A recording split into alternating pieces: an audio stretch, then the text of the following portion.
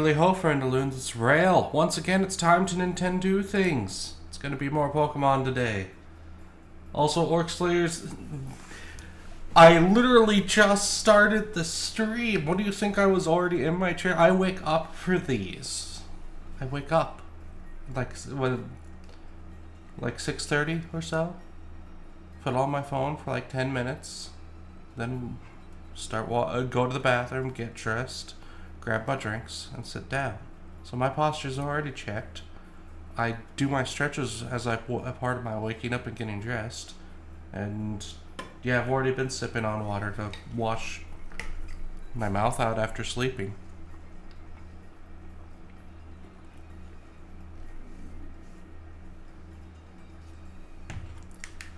Ugh.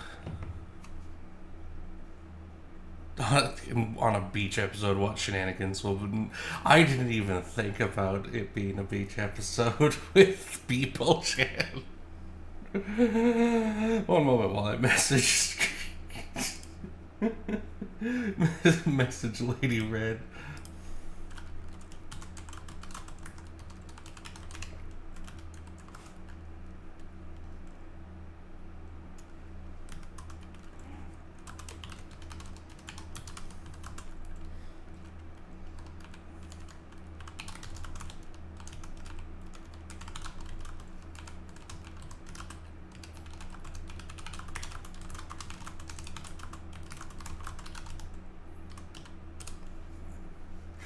Just telling her, so I accidentally, what was it?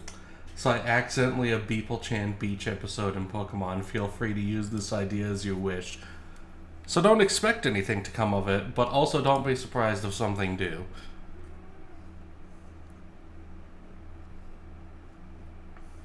Alright.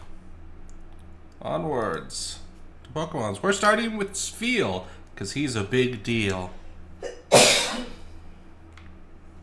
Also, he's friend-shaped. Look. Look at this boy. Tell me this is not friend-shaped. Look at him. In all his majesty. Never speak to me or my son ever again.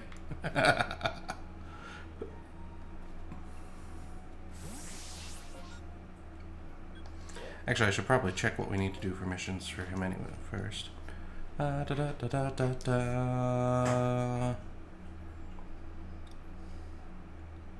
If we go feed it twice, we'll actually be done with Spheal himself and can work on his evolutions. And they're real easy to find.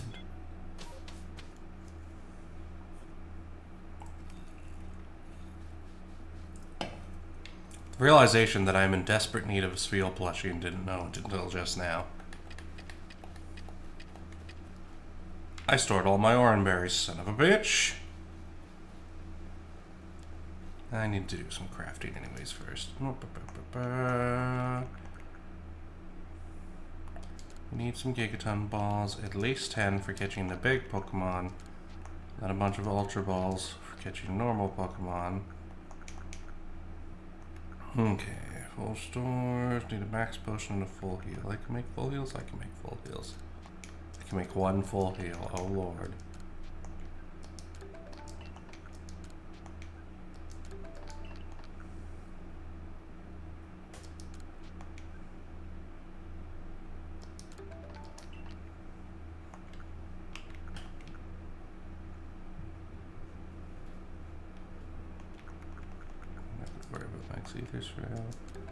Need more stealth spray. Need more smoke bombs. Need a lot more of both, honestly, but...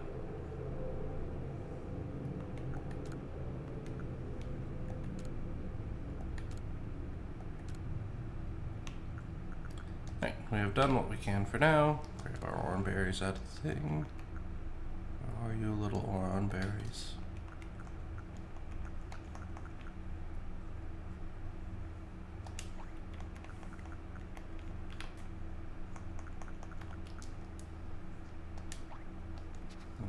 There we go. Organize. Might as well take you out.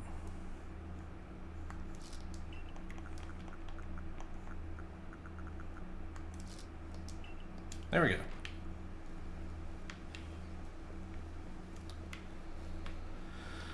Right, now, we go feed them Nornberry. 2 Nornberries, even.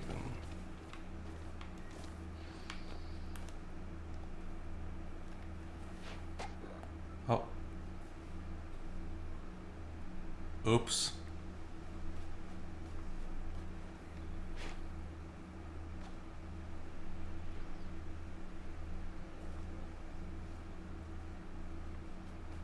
Oh, he's having none of it. He's like, you bapped me, how dare. How rude.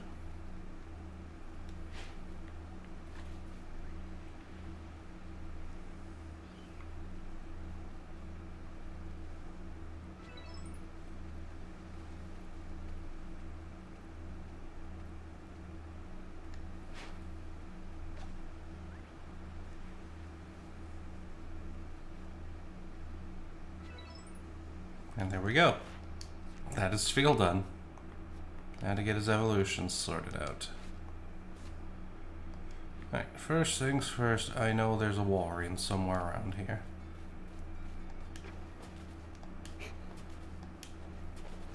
Is it this way or is it the other way? It is the other way. It is one of the harder alphas, just by virtue of being in a place where there's really no cover around it.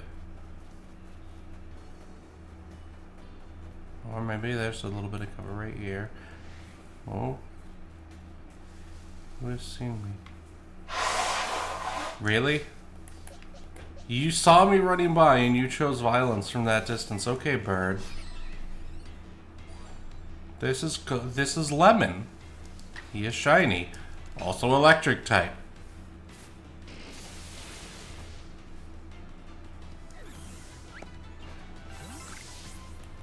Now then. Ah, there's the Walrein. So if we can lure the Walrein... Ha!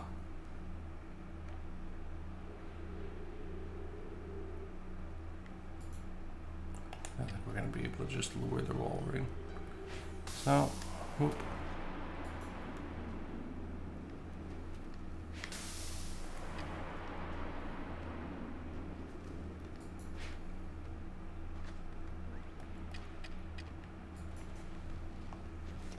Before I forget,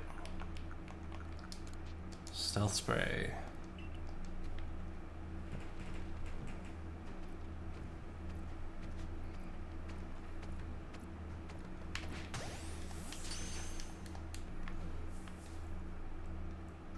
Yeah, we got him.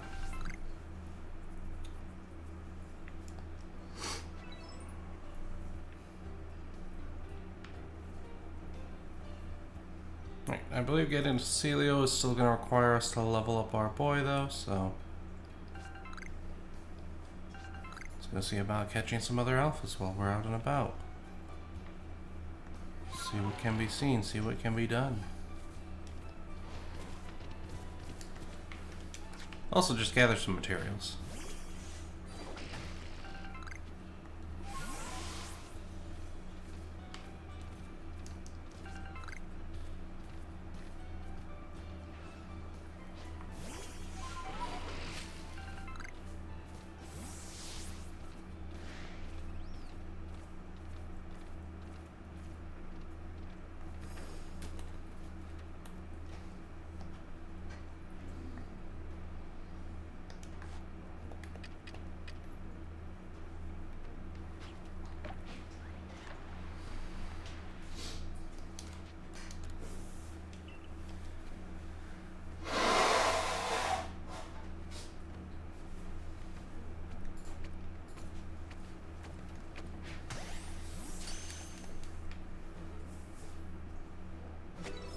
Yeah.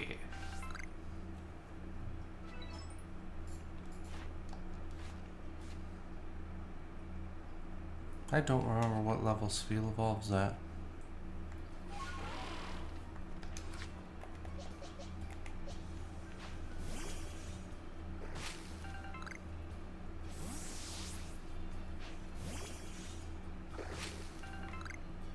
Oh wait, there's a Celio right there.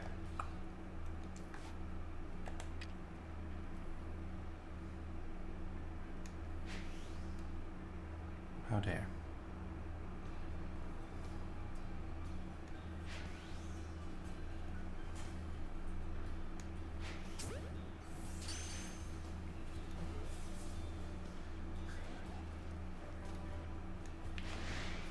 Nope.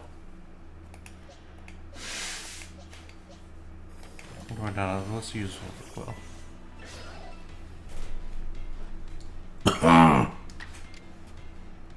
Oh, that is a high level Celio.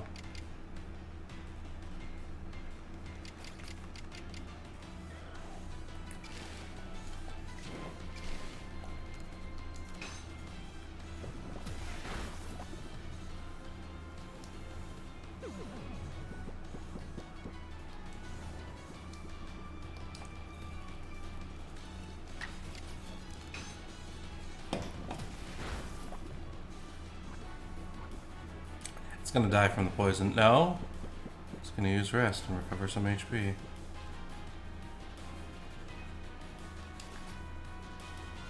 Now seems as good as time as any just to huck a Ultra Ball at it.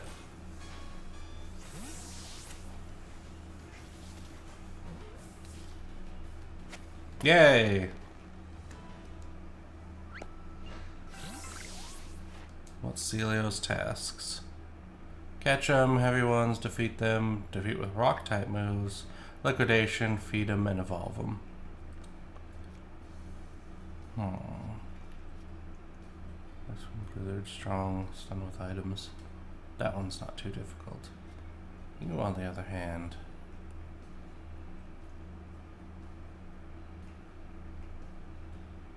you make life difficult.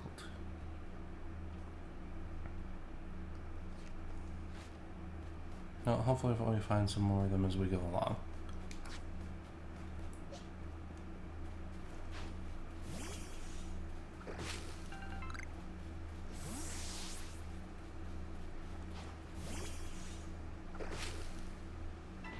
Another Burmy.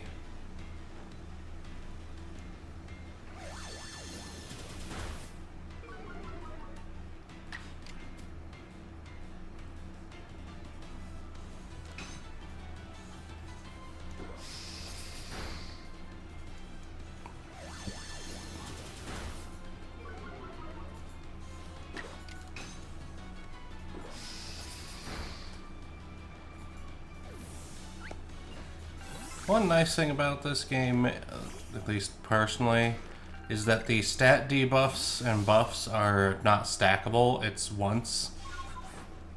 It's either buffed or it's not buffed. There's no like 6 stages of buffing.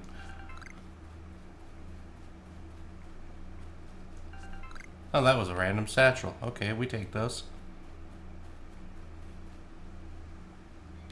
Wiggly Rock.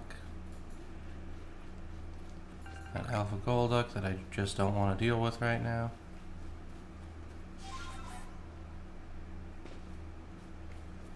Bum, bum, bum, bum, bum, bum, bum.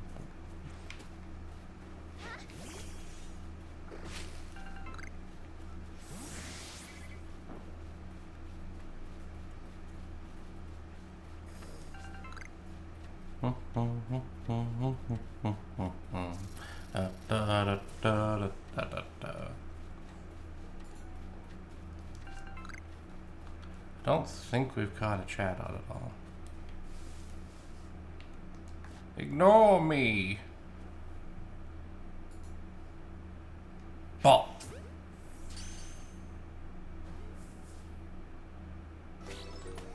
Yeah. Chat get.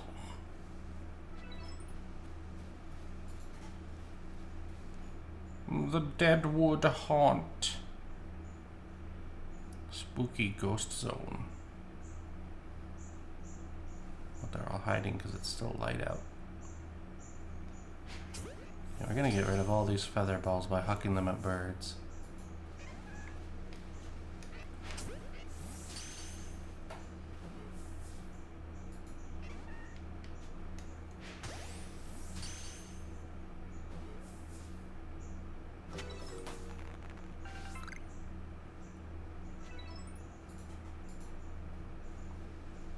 If I remember correctly, Chadot's whole gimmick originally was that you could use the DS's mic to record audio and Chadot would say it. The first cursing Pokemon.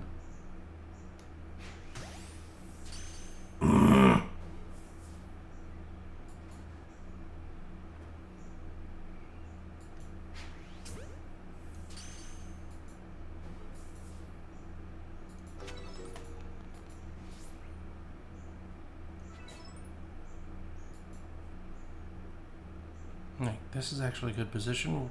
Actually, over there's a better one,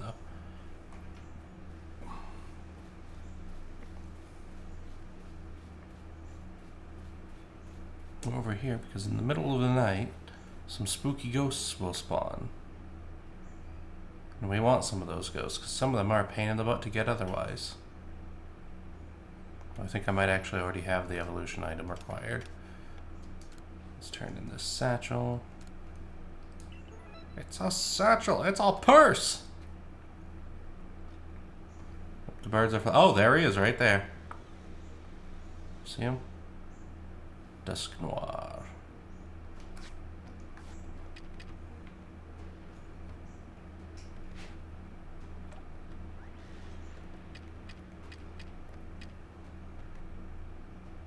I don't believe he's alpha though, so we're just gonna throw normal Pokeball or normal Ultra Ball.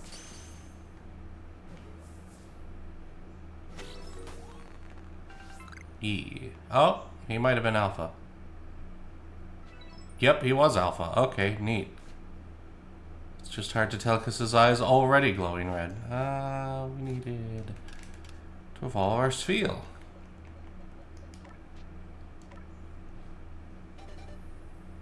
Good morning, Night Owl. How do?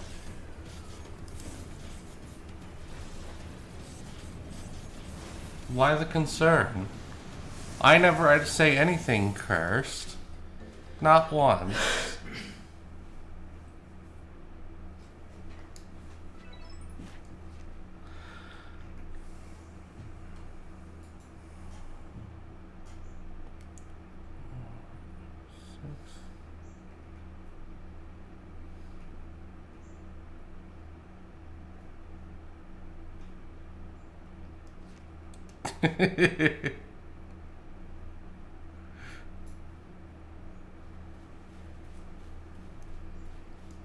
Like, if I pretend the records aren't there, they don't exist. That's the way this works.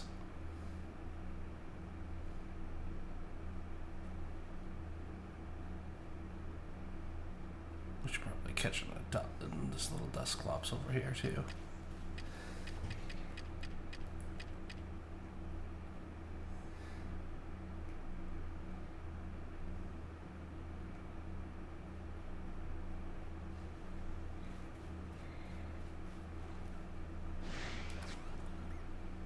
So you have chosen death.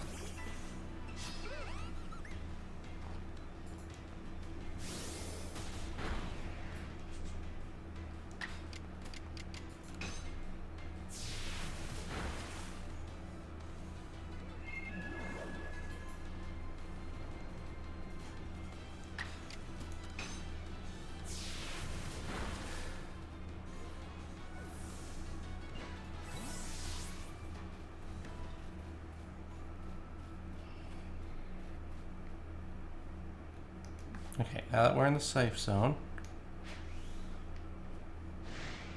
Are you kidding me? The auto lock failed me miserably. Okay.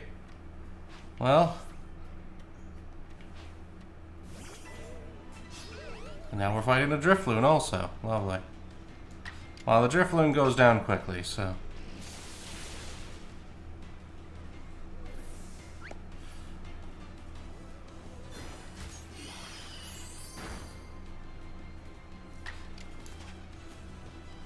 Okay, he will die if we hit him with Lemon with so much as anything. So we're just gonna huck an Ultra Ball and hope for the best.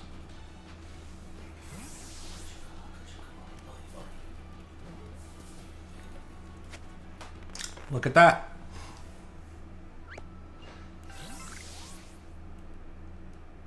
Okay, now there's Dusclops up here.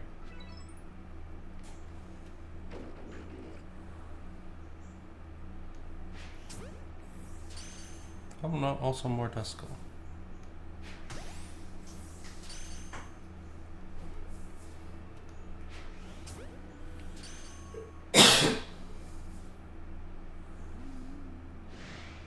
Thought he saw me.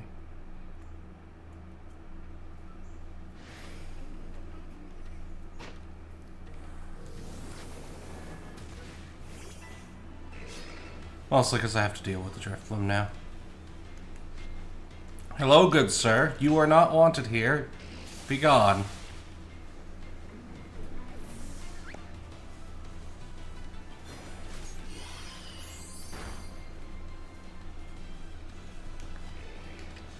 Alright.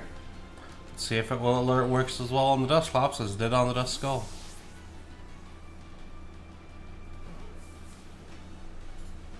Nope.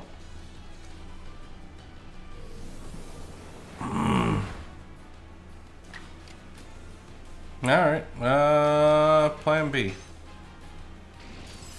Hope he doesn't insta-die. Oh, yeah, he didn't. In fact, we might even be able to do two. Survey, nope, survey says no.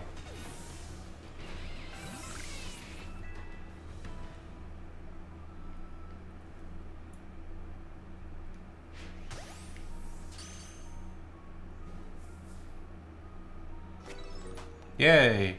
Also, we're now out of those balls, which is good. Because part of the reason I was using them was to remove them from my inventories.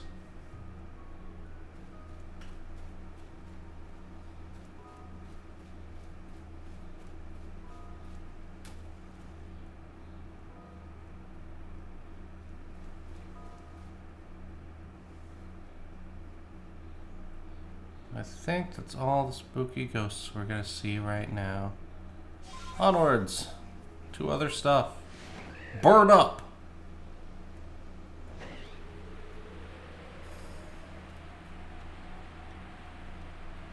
I mean, I could, but I find it better just to use them on smaller things, because I need to catch the smaller things sometimes anyways.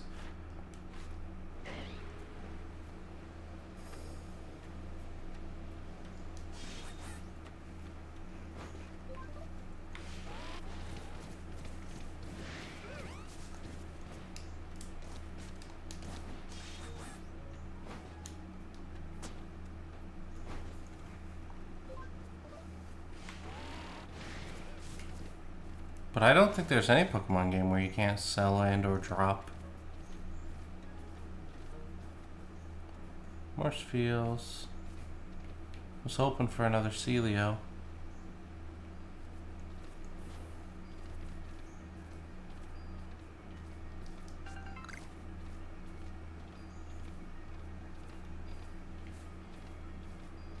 That's a Honchkrow line up there. Or looks like Honchkrow.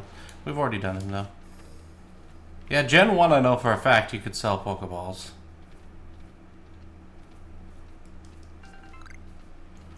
It generally wasn't a good idea because other than the Elite Four, Gen 1 was a closed economy. There was only so much money to go around. So you really needed to only buy what you needed.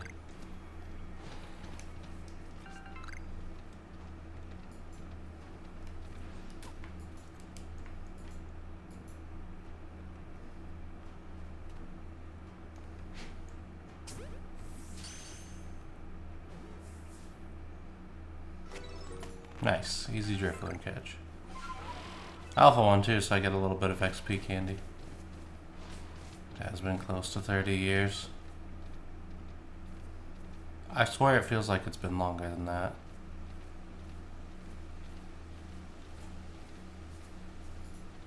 Hey, hon.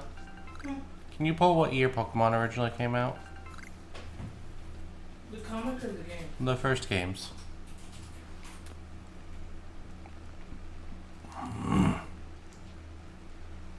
1996. 1996. What? Oh, actually, this will be the 30th anniversary then. What month, day?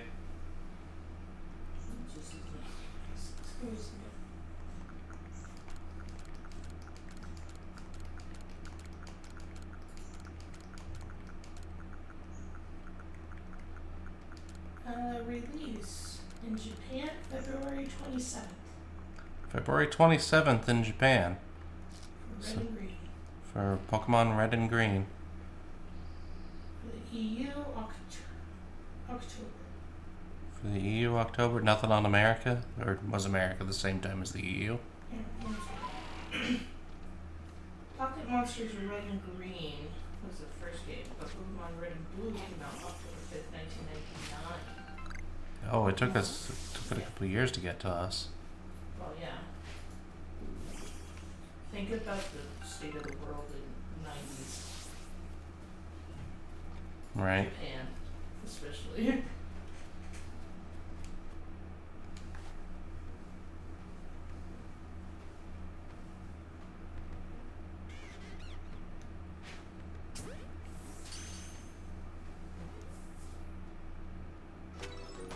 Nice.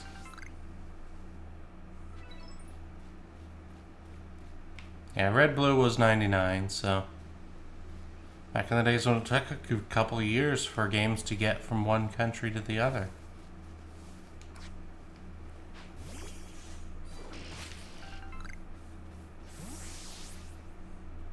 If they came at all. There's a whole bunch of Fire Emblem games that I wish we could have gotten in the US.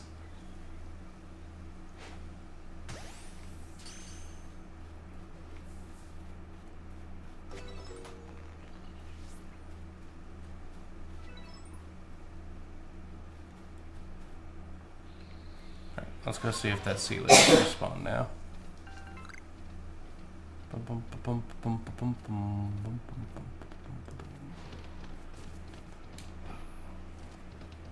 Yeah.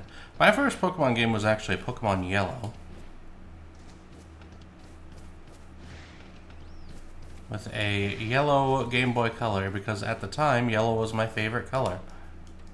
So when my birthday rolled around, I think 2000? It would have been 99 or 2000. Wow, my brain just shorted out. My parents got me a Pokemon Yellow with a yellow Game Boy Color. It was neat.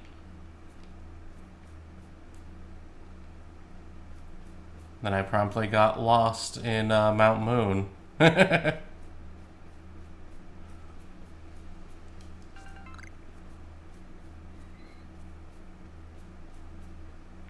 Wait, no Celio this time. I wonder if he'll spawn elsewhere.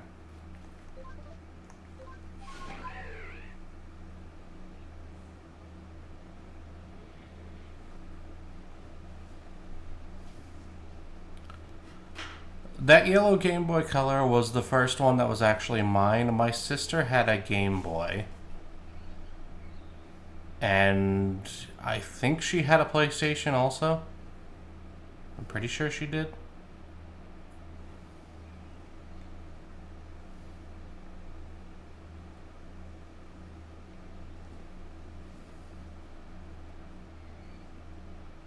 And so the first games I played were the Game Boy version of Super Mario World and Tetris on her Game Boy. But then the first games that were actually mine were Pokemon Yellow and that Game Boy Color.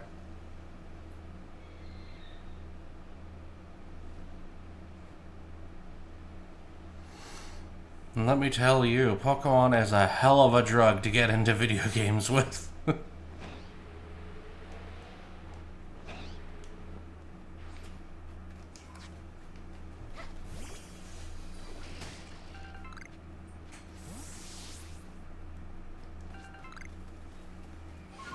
Say what you will, like the Pokemon games are kind of a masterclass of easy to get into, hard to master RPG design that allows everybody to approach the game with their level of skill and still be perfectly fine.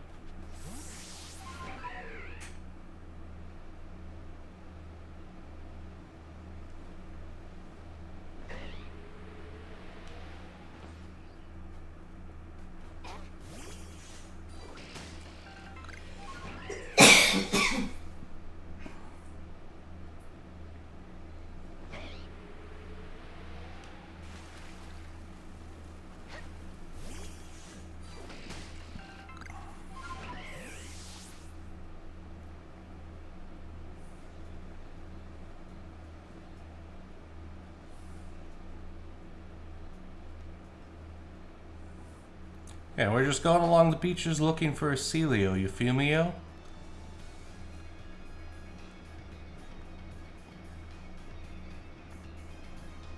That's the dealio. Celio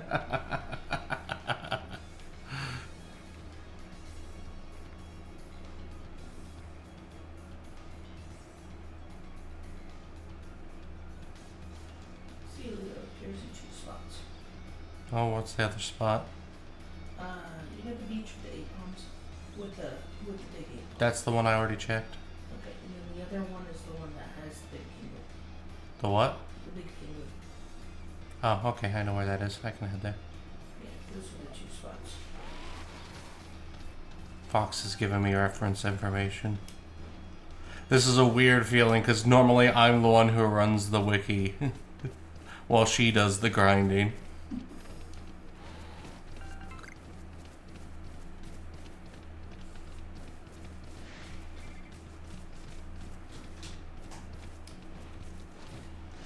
I think the only split-second timing reaction I've ever seen for Pokemon was the bike challenges in that tower in Ruby and Sapphire. Also, fuck those challenges. Emerald too. Emerald at least let you go up at once without having to deal with that when it was plot required.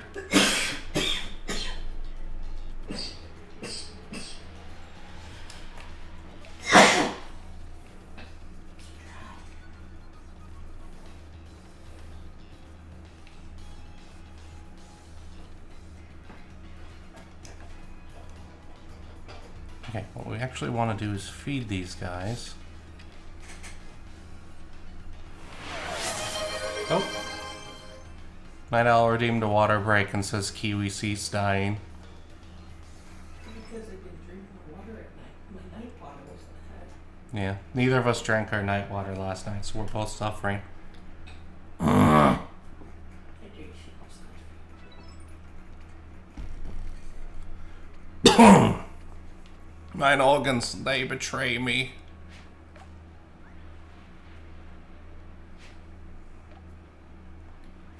Feed the seals. 4, 6, 7, 8.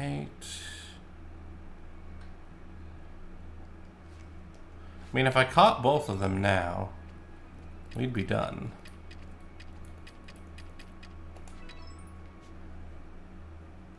Random Pokeball. Random Pokeball.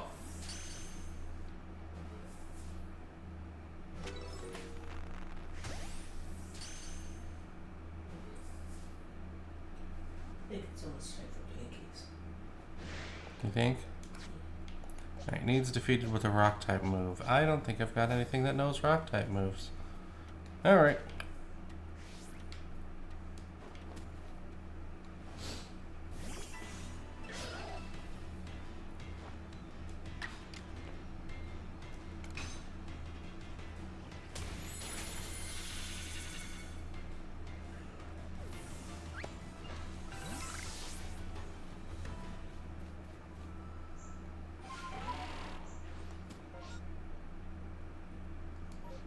Also, the reason that ice Pokemon are weak to rock types is because you know when you see a pond that's frozen over and you just have to huck a rock at it?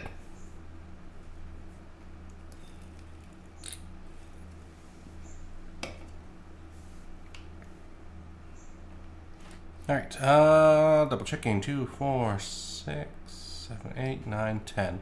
Awesome. Celio should be done. Let's get Walrein done. Ice Beam, Blizzard, Strong Style moves. If we want, go beat him with fighting type moves for the big one.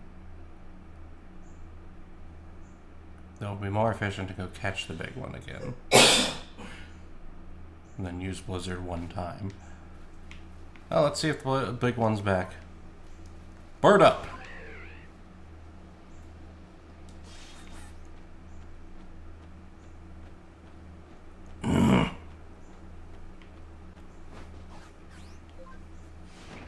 Wee.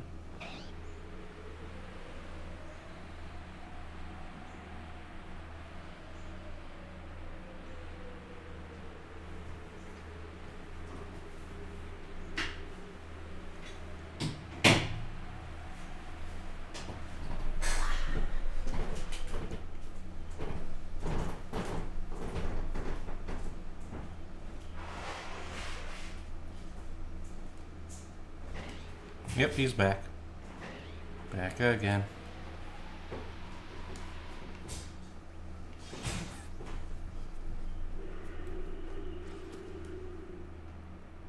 You see nothing. Pop the stealth spray.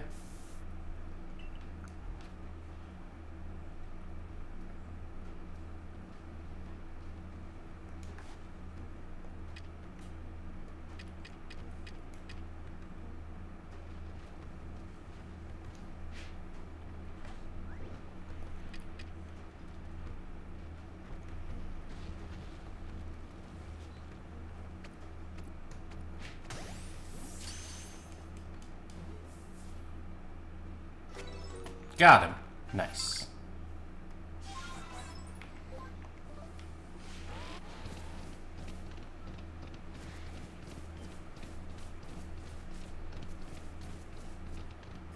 Oh, and now we pull one of those guys out.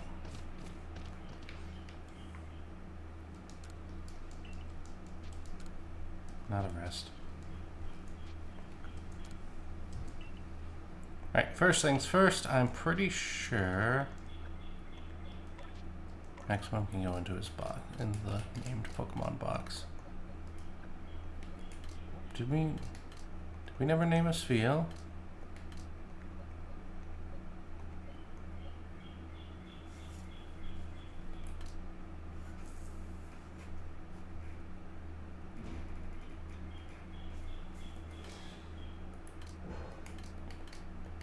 Oh, we never named a Spheal. Weird flex, but okay. Well, we're gonna pick up Walrein and... What do we got? Level 50, level 50. It doesn't matter which one. Alright. Other Pokemon next. Remoraid.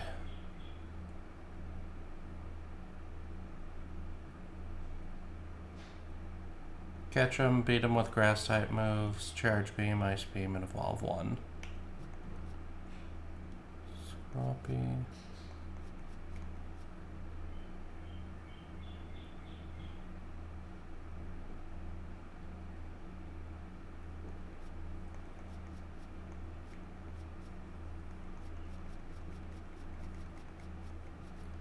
Okay. I guess we just pick a Pokemon and apply Doom to it. And then we're gonna go catch a Remoraid. Hey, Glameow.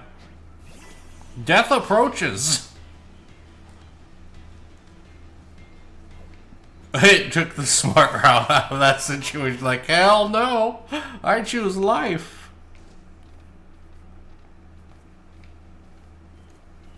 Tangela, you won't run from me, right? You'll sit there and take it like a champ.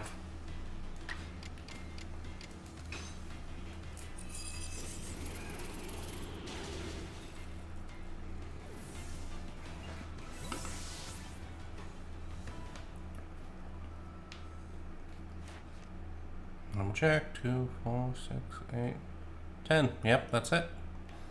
Alright, time to go catch Remoraid.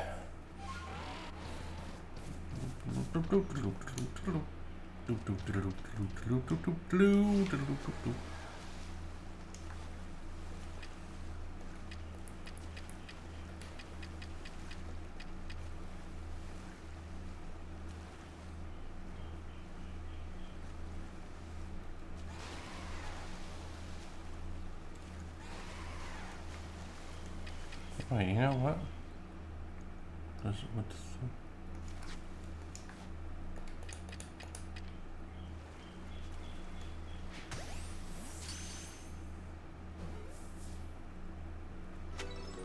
yeah, another Mantite caught.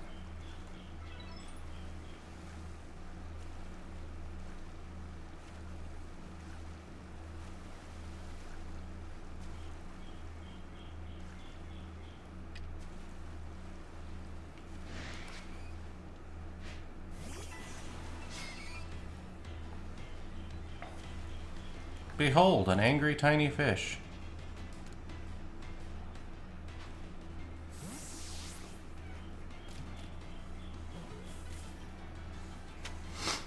Insert yourself into the ball, please and thank you. Right, that's one caught.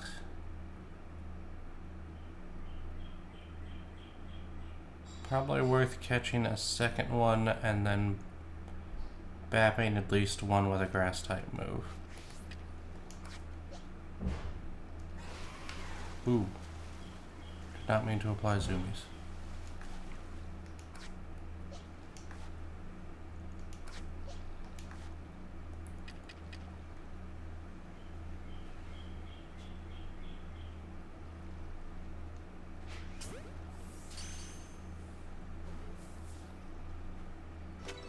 Nice.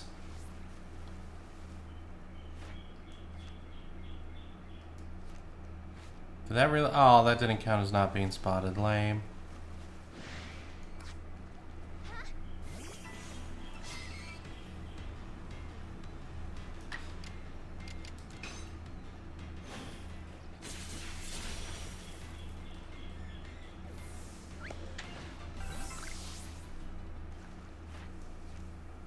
One, 2, 4, 6.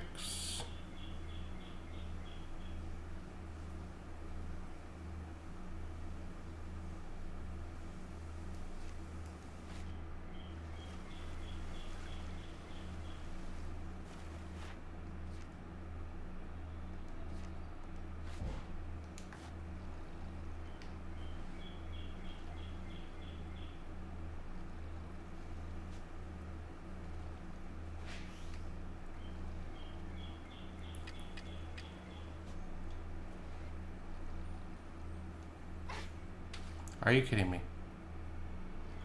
You little bastard.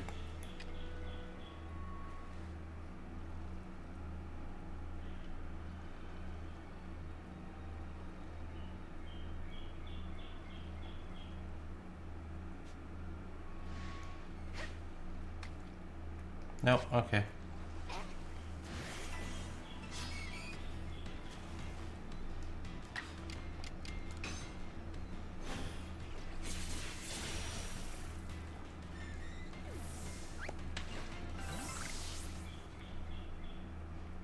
So once you spawned behind me. You tricksy hobbit, you.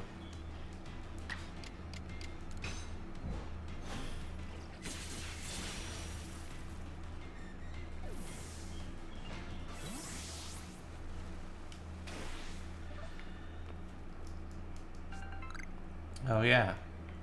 That guy. We do need to catch him.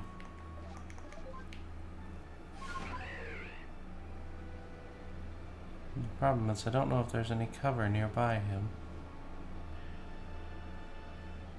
Oh, there's a wall of grass right here.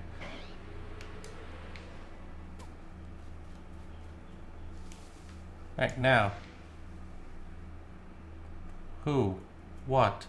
Wait, really? Why is it always the damn Murkrows? Yeah, you're an annoying bird. Prepare yourself. Behold the consequences of your action, bitch! Now then.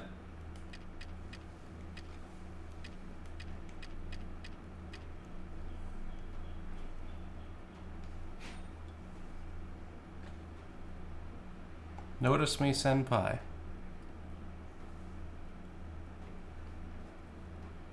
Huh.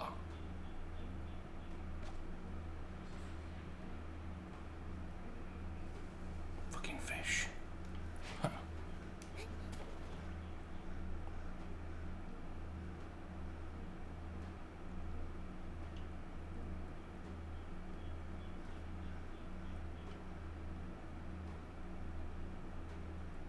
Really?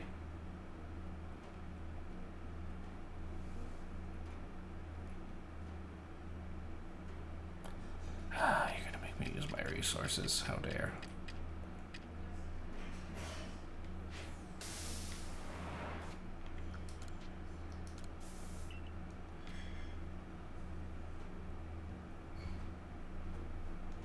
Stupid goddamn octopus.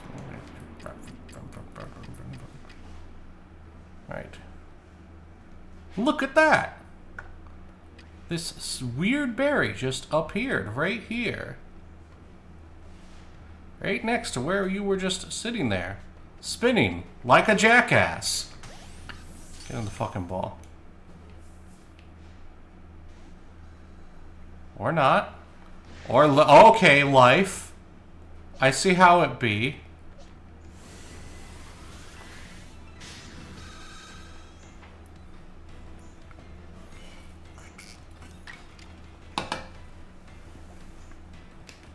Alright, first things first. Scorpy, why are you even here? Be gone.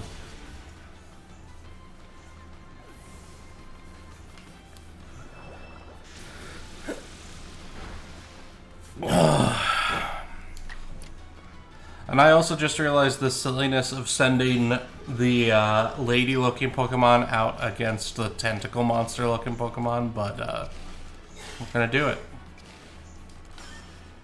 If you live, good news. You get to come home with us.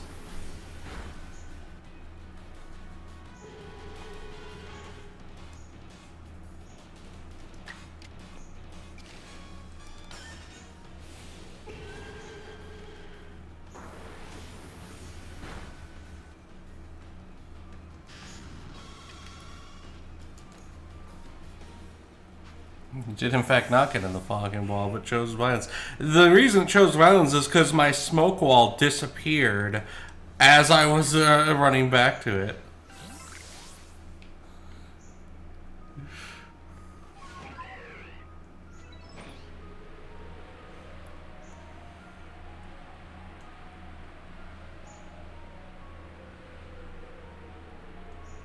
Alright, we have obtained Octillery. Remoraid needs to use Charge Beam one time. And we'll deal with Octillery. 2, 4, 5. Strong Style Hyper Beams should do it, assuming he knows them. We're gonna find out.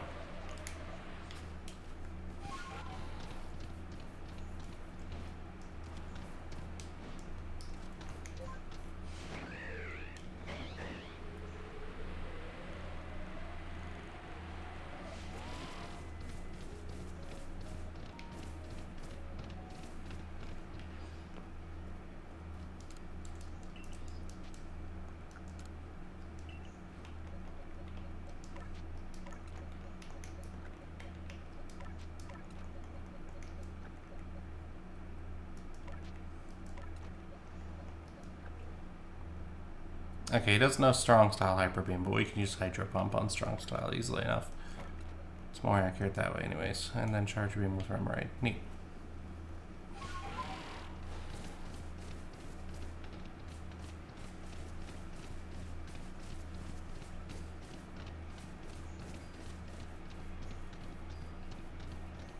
Oh.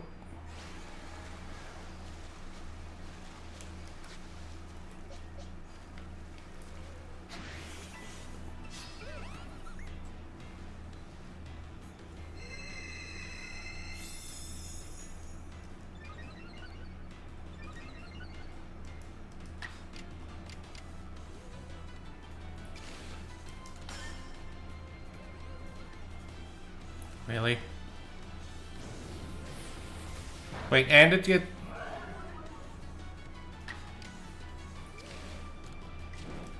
Screw it. I only need to see you use it.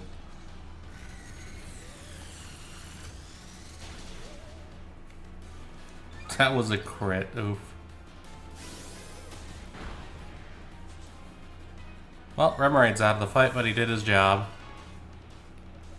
That's Octillery's turn.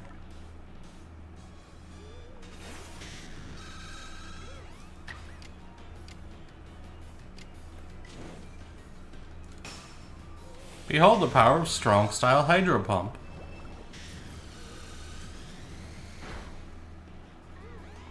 It should be noted that Strong Style moves are more accurate along with being more powerful. I believe. I know the status effect moves are, at least.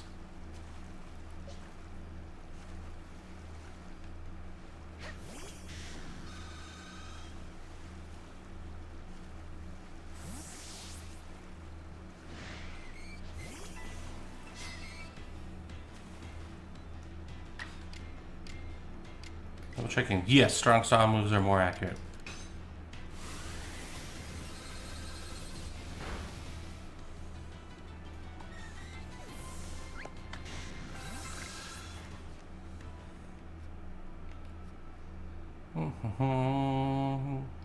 Six, eight. Alright, 2 more hyper beams and we're done with artillery.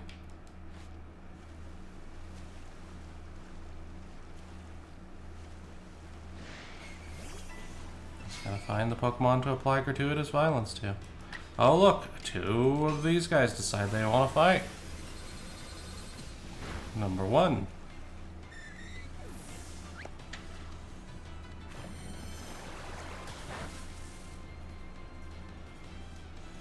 Still weirds me out that Remoraid becomes Octillery.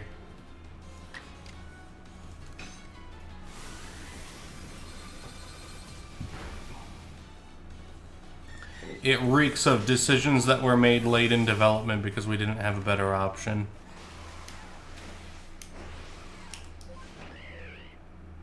And away! Alright. Next up, Scorpy. Catch him, beat him with fire type moves, and then evolve 1.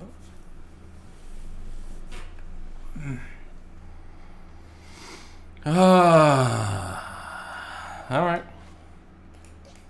Luckily we can just jump right into that because there's a place over here that has a bunch of them.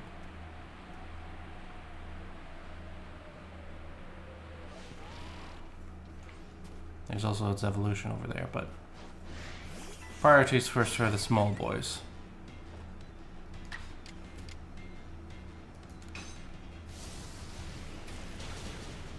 Use this chance to walk over to the grass. Alright, let's see if we can lure this Drapion in, because him being out of the way is also going to be good just for us in general. Is that an Alpha Scorpy also? Okay.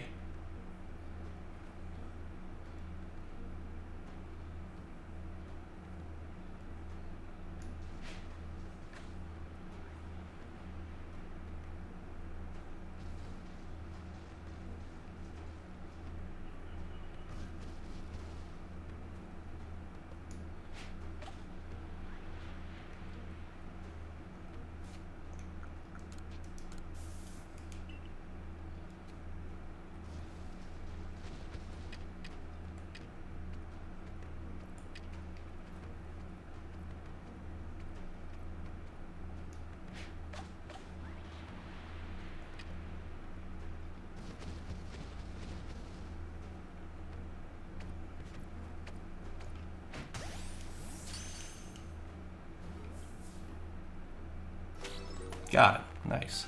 If we can catch that Alpha Scorpy, then this will be real easy.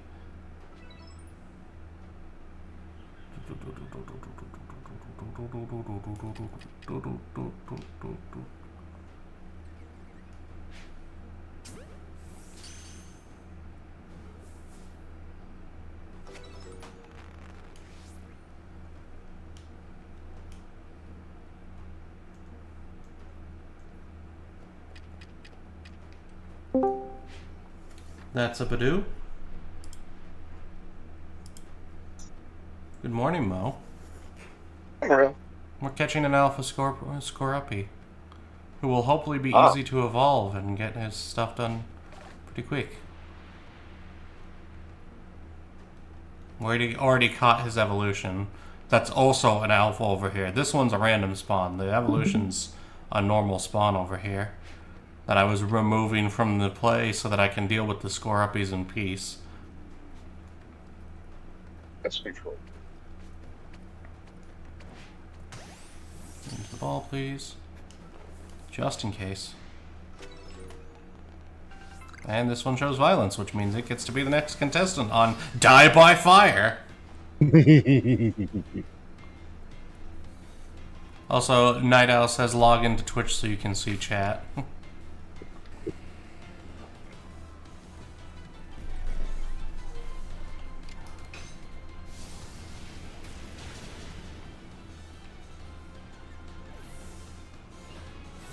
There we go. Alright, what are we looking at stuff-wise? 2, 4, 6, 8, 10. Okay, actually, that finished Skorupi off. Ha ha! And Drapion, we caught the alpha. Nothing for evolution, but we can get 2 alpha specimens by evolving our Skorupi, our alpha Skorupi, assuming he can evolve right away. And then, so that'll be 2, 4, 6. And then used cross poison 3 times, and Drapion will be done. Making good progress today. Nice.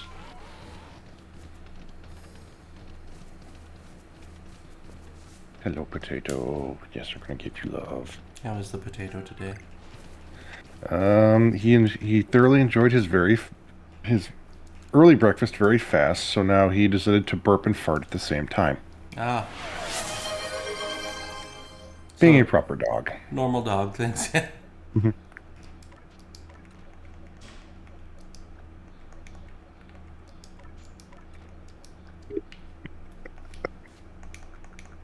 There we go. Okay, we can just evolve him.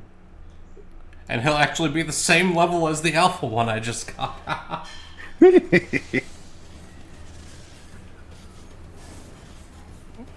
go. Grab my boot full of coffee.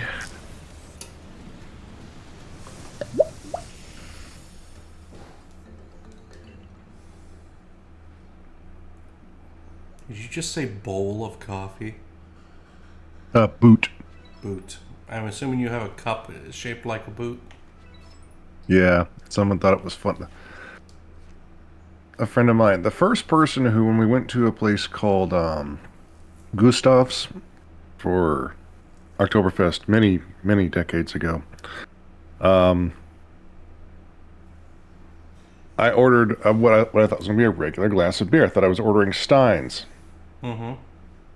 Because I went up to the special bar they had, and I come away and I was given basically a knee-high boot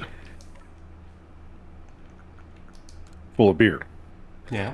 Didn't realize this was the one you're supposed to go to because that's where they had all the boot glasses. I then thought, because the amount I paid, that was the boot I kept. So I got to walk around the entire fest with this large glass boot the length of my arm. And then walk it home, not noticing that they had engraved, like, property of on the side of the boot. And so my friend's like, you have to give that back. And I'm like, no, I don't. It's mine. And he goes, well, it says property of right there. So that's when I learned, well, when I was learning how to grind and etch and do fancy things on glass, I undid it and wrote my name instead. Nice. Oh, God. We also have a boot glass. What is that? Have you ever drank Bailey's from it? Mm-hmm. I'm old Greg. The first thing everybody does when they obtain boot glass, drink Bailey's from a shoe. I got the funk. God. I've also got a, so we've got a pot, we've got this pair of pots. One is shaped like a pair of jeans, and one is shaped like a pair of boots, right? Mm-hmm. So we planted an apple in the jeans one, and a fur in in the boots. So apple bottom jeans, boots with the fur. I approve of this completely and absolutely. I know Fox not only helped me, she was the primary instigator. So It's like these are the same people who literally will find the really nice proper ceramic glasses that someone has decided to put the warning diamonds on, so that A, they know it's mine, and B, they know how bad they know how bad it is, because I have different ones for highly explosive, incredibly flammable, mildly corrosive, and under pressure. nice. Okay, awesome. Drapion is done. Growlithe is next. Let's see, 6. All right. Our Mildly east. corrosive is supposed to be my I'm normal today. It's basically, this is just me normally getting coffee.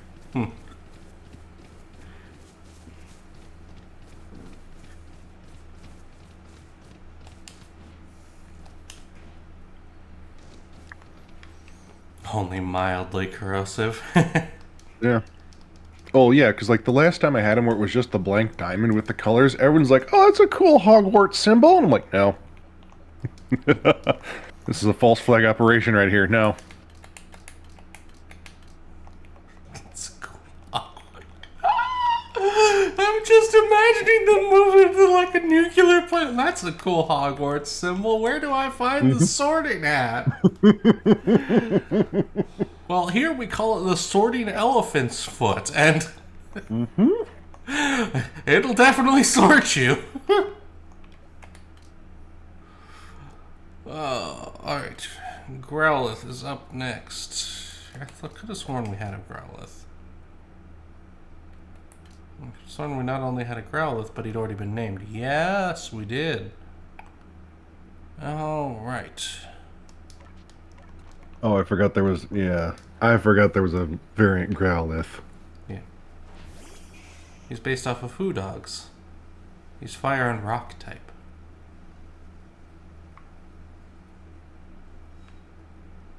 Right. The fact that its tail looks like a puffy little heart. Does he evolve with Firestone still? Yes, he do. Alright, so... Another one. Okay. Times we've given it food. Fire Fang. Evolve will get us one done, so we need to go up and feed one of its friends before we evolve him. Ooh. This is so much easier with Bird. Word. Bird. You should have heard me earlier with Celio, the Delio.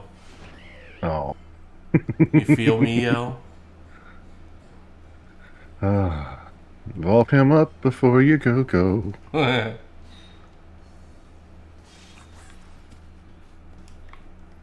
do not. God help us. God help us if we do a meetup and then decide to do karaoke. My rule for karaoke is I will only do Japanese style karaoke. If it's in a private room where it's just us, sure, I'll sing. If it's in public, if it's like public, like it was at the Mexican place that we visited that Storm did karaoke at, I down for that. Okay, in other words, find Punch Bowl Social. Got it. Fun fact, there is actually a Japanese style karaoke place where I live. Yep, they had one by me where Punch Bowl got in a little bit of trouble, but they decided to, like, hey, we're going to have a very industrial feel for this. So they basically bought those half-sized, smaller storage, like, I was going to call them boxes, but I know that's not right. This, like, storage container. There we go. The one that's only the size of one car. Only. And only. And that was each of the rooms, and I'm like, good, that's appropriate. Alright, you know Raging Fury. That will do.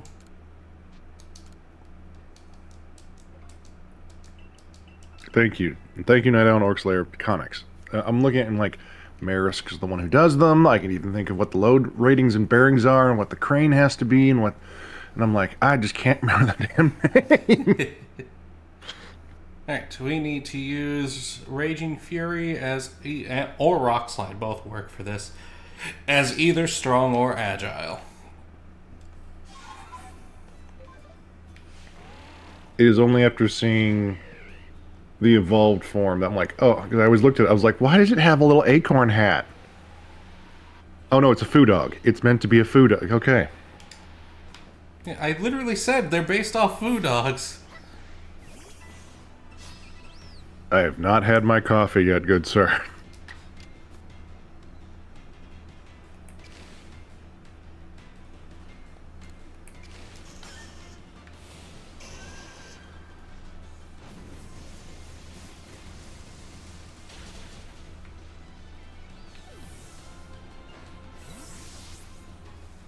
Remember, when I first said it, I was like, oh, its tail looks like a little heart. Hmm.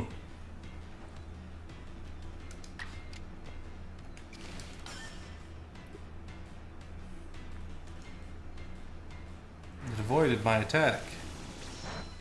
Hmm. Dang it. I used the edge one. It's still too... Alright, fine. You want to avoid things? Avoid this. Strong style makes moves more accurate, in addition to increasing the power. No, no, no. Puppy dog, stop rubbing your butt in the... Come here. I'm gonna give you scritches. Sorry, he walks up, looks... Dad! Drops trout, and then starts to do the butt drag. And I'm like, I don't know what you just did, but yes, it's cold out. So, oh, buddy boy, you got your ass in water. Ah, yeah, that would be why. Now, I want to know how. The rest of you is bone dry. Why is your ass in water? Because he wasn't paying attention and sat in the water ball. Oh no, I have the door outside, and since it's like, it's gonna get up to 50, we have a bit of a thaw. Yes, I love you. I'm gonna keep petting you. I like how I scratch his chin, move my hand, and immediately nose goes back to poke hand. Like, I lived in Missouri long enough. I know that the thaw in February is a lie.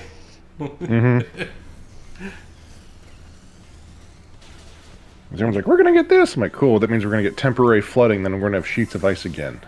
Yep. And it's like that through my entire backyard. Everywhere I've got, like, where I would run with him, because I've trampled it down so hard. Gets really bad ice.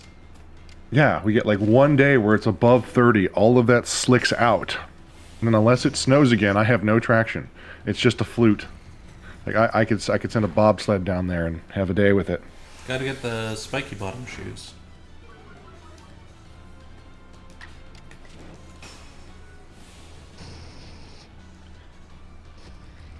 Well, part of me is worried that if I get, like, the cougar claws for my shoes, I will forget to take them off and go someplace I don't want to go with them. Like, in my own home. Aren't there ones that are basically like slippers that you step onto? Like slippers. There are. The ones I have are the elastic ones that you can, like, stretch onto any type of shoe. Right, we're actually done with Arcanine already. So... Oh, nice. Glamios.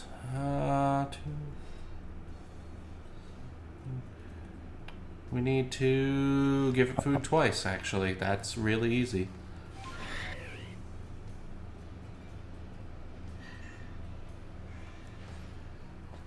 Then we're gonna just go catch a Perugly.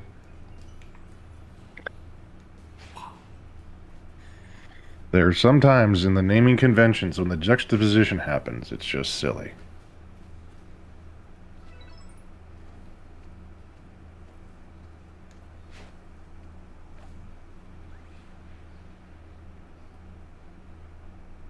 Morning, Chris. Morning, Chris. Is that Glamio done? That's Glamio done. Alright, Perugly is easier to do by just catching one. What happened? Why the laugh? No, baby dog is... I heard noises, so I was like, what are you doing? Because he walked into my room. He is now underneath the pillows because his butt's cold. Ah, yes. As you do. And he's just giving me this look like, Father, I need the blanket. Surrender it unto me. And one of the things my little sister got me was this really nice sheep's wool blanket. One sec, we're catching this up. Which he every now and again thinks is a chew toy, and I have to correct the baby. Yes, you.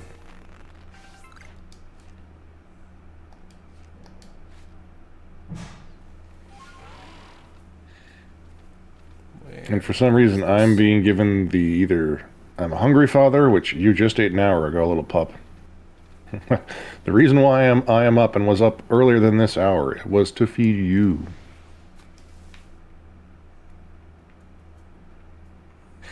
He gives me the look like, Father, I'm not loved. Bullshit.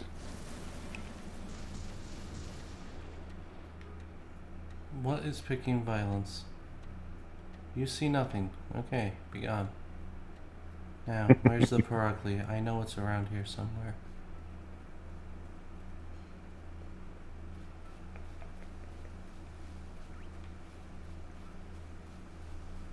Is this the one that... Yep, there it is.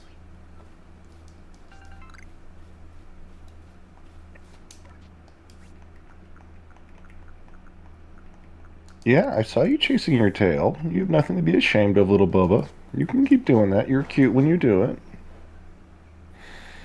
Actually,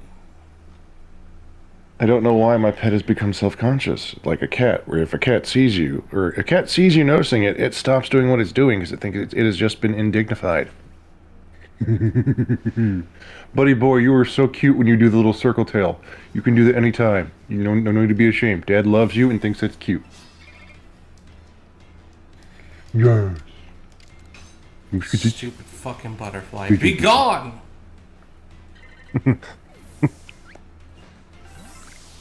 Immediately crouch.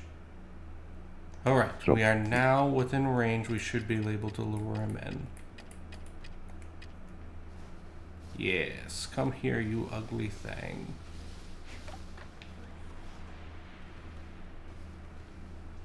Hello, baby. Look at it run. Okay. Oh, give you a challenge, apparently. And it's one we actually want to do. We want to get to that 5 points, at least, because that's an easy 4 points for completion on him. So we're going to feed him a bunch of berries.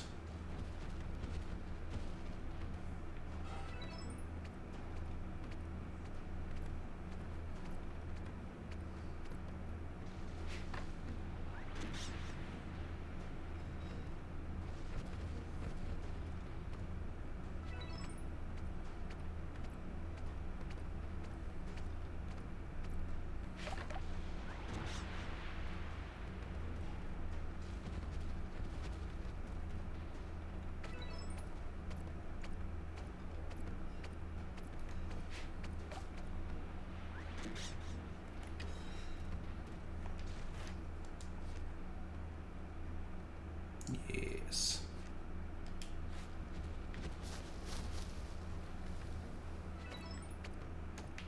It's just me seeing it, but like the tail is just one way. As you whap it in the butt. Okay, you got it in the ball. Neat. Right, 2, 4, 6, 8. Neat. We just need to have it use double edge one time and we'll be done with Perugly.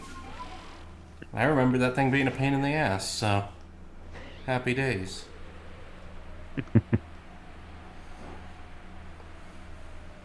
Well, it is a cat. Ah, son of a biscuit. I knew I was forgetting something. I forgot to add pancakes to the stream tags.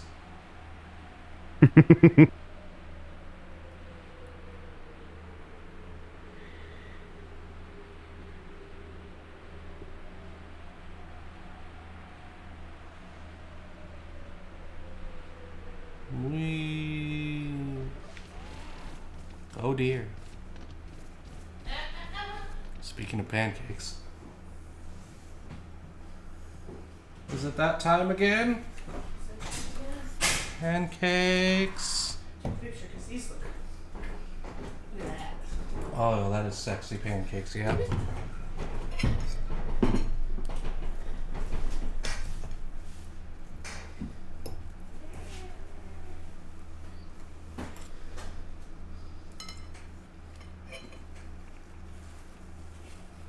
Are they sexy pancakes because of how they were made, or are they sexy pancakes because Foxy brought them to you? Yes. Right answer. Wait.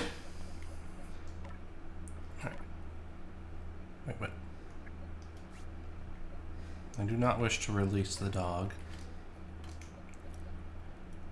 You got that dog? Oh, so you're not who let the dogs out? Who let the dog? Who let the dogs out? God. Alright. Perugly obtained. It already knows double edge. We're gonna go ruin one thing's day real quick. And then move on to the next Pokemon.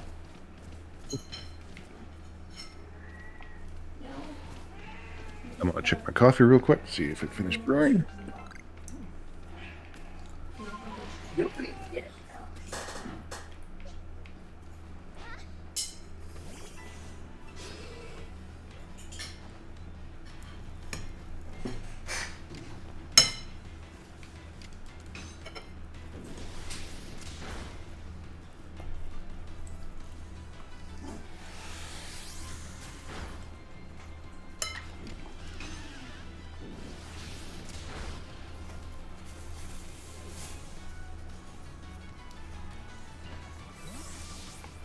Double check we're done. Yep, only need to use it one time. 2, 4, 6, 8, 10. Awesome. Technically we need to make him a champ, actually. Yeah, we can work on doing him a champ now. I've got all the travel stuff to be able to get satchels pretty easily, so time to do a satchel run.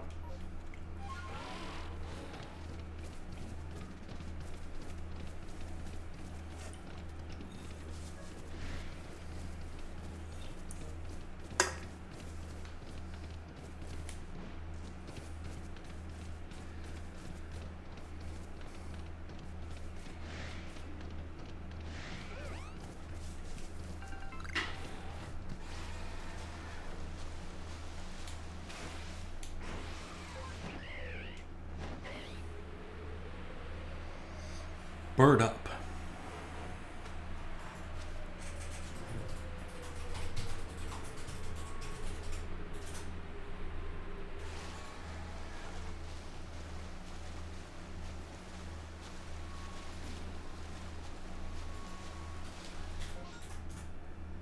It'll probably help if I actually set the marker.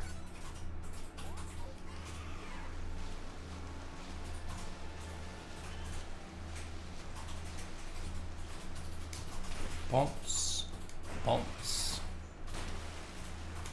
bounce, bounce, bounce, bounce.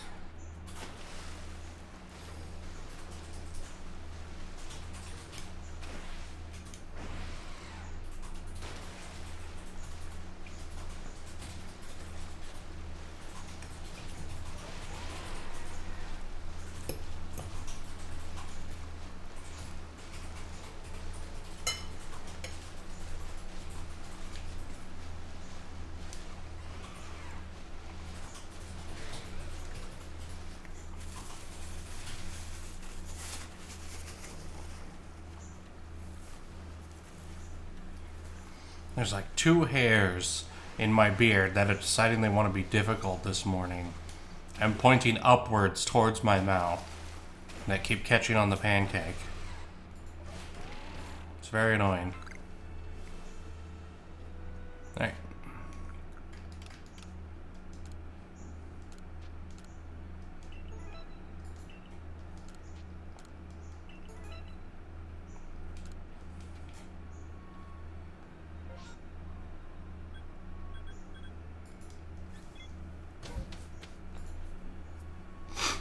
Ah.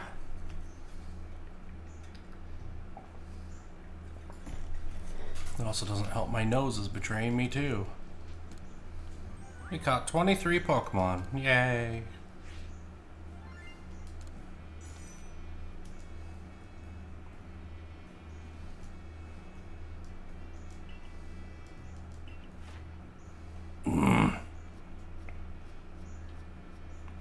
No, we actually got some stuff done for Gardevoir. Neat.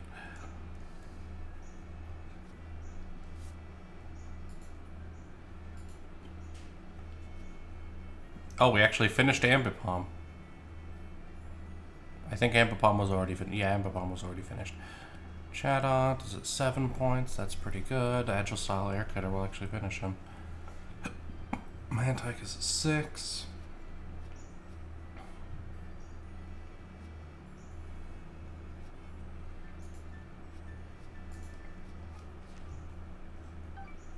Oh, we might actually level up to a 9-star member. Look at that. Splendiferous. Return to the village. We must report in that we are now a 9-star rank member of Team Galaxy.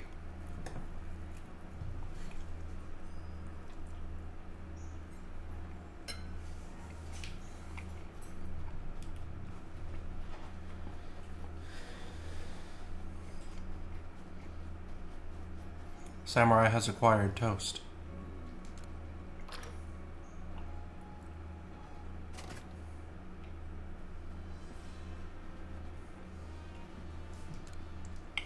Does toast, toast, toast, toast, toast?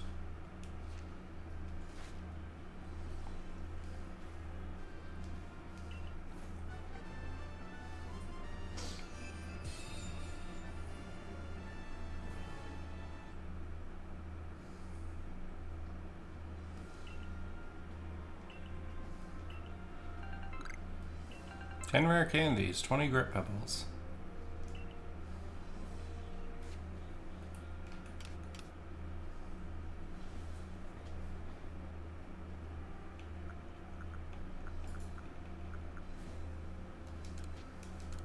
We can use those on our Gardevoir.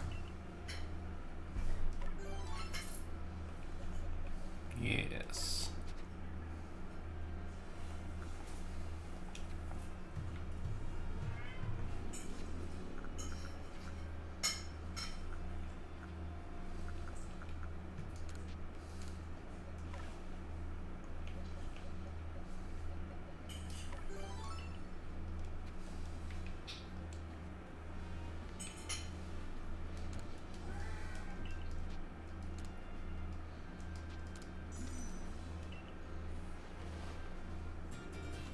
On that note, what is everybody having for breakfast?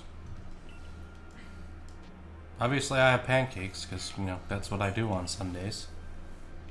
Because you've talked about your pancakes so much, and we behold in their power, because even they are turning your beard against you. I'm going to try and do some corn cakes later.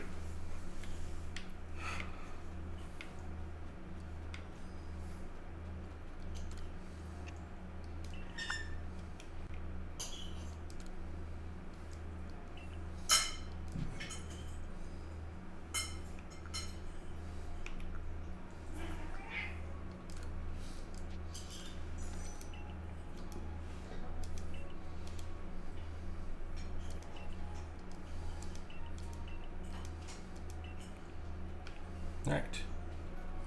So the mechanical things that he sells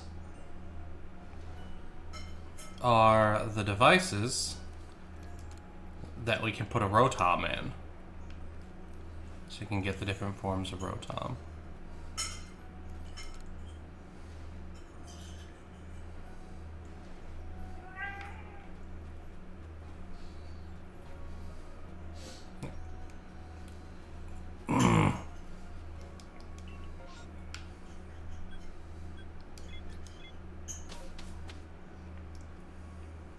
Yes, puppy, this is my coffee. No, you cannot has.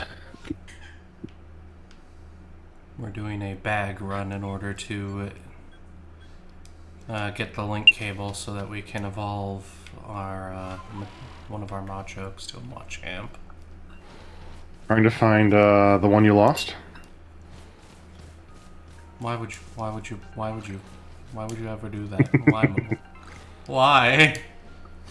Why have you betrayed me like this?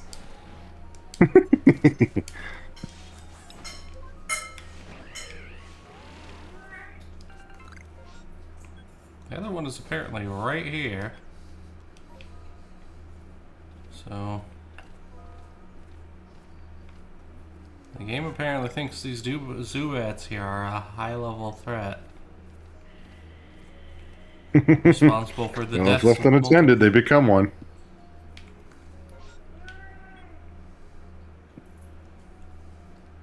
This is your friendly reminder to not approach bat sanctuaries.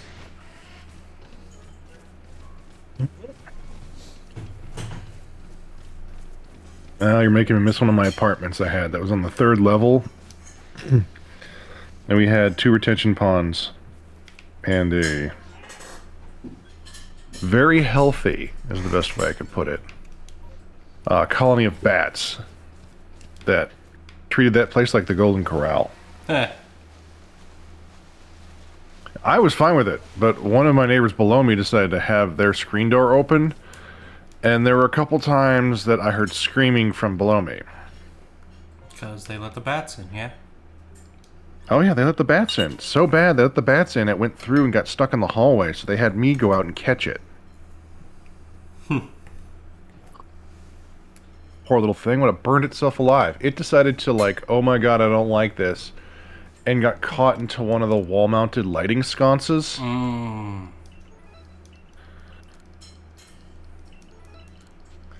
So I go out and get some of my receiver gloves that are, like, double padded. Mm-hmm. Like stuff I have to do for soft hands or grip training. Like, line it with a cloth. I'm like, come on, buddy, I just need you to latch. I just need you to get over here. I'm getting squeaked at. I'm like, I see you, but if you keep staying here, this light bulb doesn't get shut off. This sconce is very, very hot. You are going to burn yourself. Now, you think the sound of a bat in your hallway is bad. Wait until you get the smell of a roasted one. Alright. But at least Poor if it's guy. squeaking in terror, you know it probably doesn't Oh, have yeah. rabies. Yes. Not too fully covered. Which is funny because I did the stupid brave thing. I'm like, come on, okay, stay here. So, because I had to use my hands to get through some of the security doors, because, like, we had huge fire doors. So I had to latch down and pull. I'm like, well, I need both hands to do this and to keep the latch down. So I took the cloth, stuck the bat, and hung it on my chest. As it's pipping at me. And did this and walked out calmly until it's like, okay, come on, let's get you back in the air. We had one of the property managers that was there of like, why is there screaming? Why is I'm like, oh no, don't worry, it's just him. And I literally point to the itty bitty little black bat that is showing its very pearly white teeth to everything else as it is recuperating, clinging to my chest. Yeah. Now, I never got the quote of Batman as the name, but it was also I was called the Man Without Fear once or twice, so. Nice. Also, for breakfast, Lord Tro is having donuts and energy drink. Orcslayer is having Uncrustables, Red Bull, and Dr. Pepper. I realized I never listed my drink. I have my 1 can of Diet Coke that I have every day, and my 40-ounce bottle of water. The potato has his Y-shaped nylabone as he is crunching on it right now. Good baby. And I'm enjoying my Black Cat coffee. With a little bit of pine honey.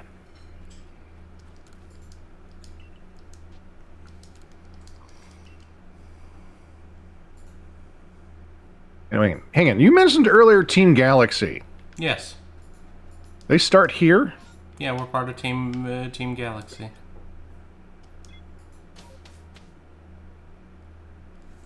It's a very different thing in this game than it is in the later on Yes. games. My brain's going, so when did the bowl cuts become a thing?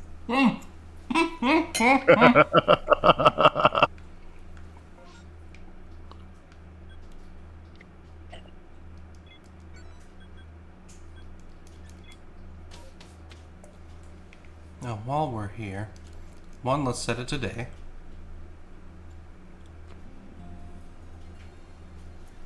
2, let's see if we can get a Cherim.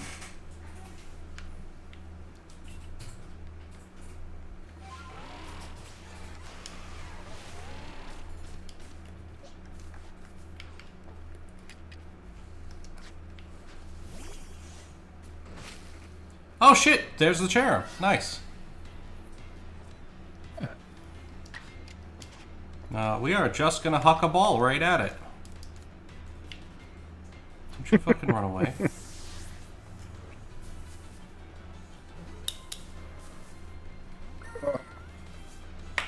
Rale, I had a dumb idea, and someone's probably already making it, so I can't call it mine. Okay. You know, you may or may not know this. So my knowledge of confectionaries is also a thing as well. A company called 4D 4D confectionaries. They do 4D candy. 4th D is for delicious. Mm-hmm. They're the ones that do those little peely candies where it's like, oh, do you want a banana, a mango, a lemon?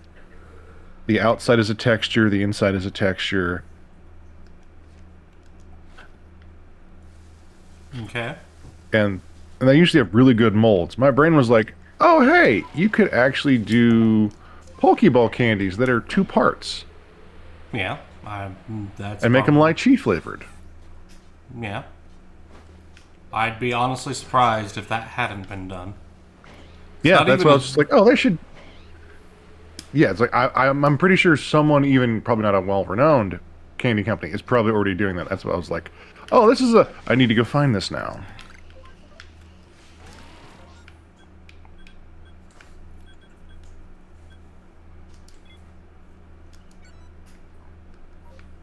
Because if they were really cool and really dedicated to it, they would have certain Pokemon gummies inside the Pokeball. That would be dope. Mm-hmm. People would pay good money for that, honestly. Yeah, it's like, I've seen people pay good money for the Star Candy from Animal Crossing.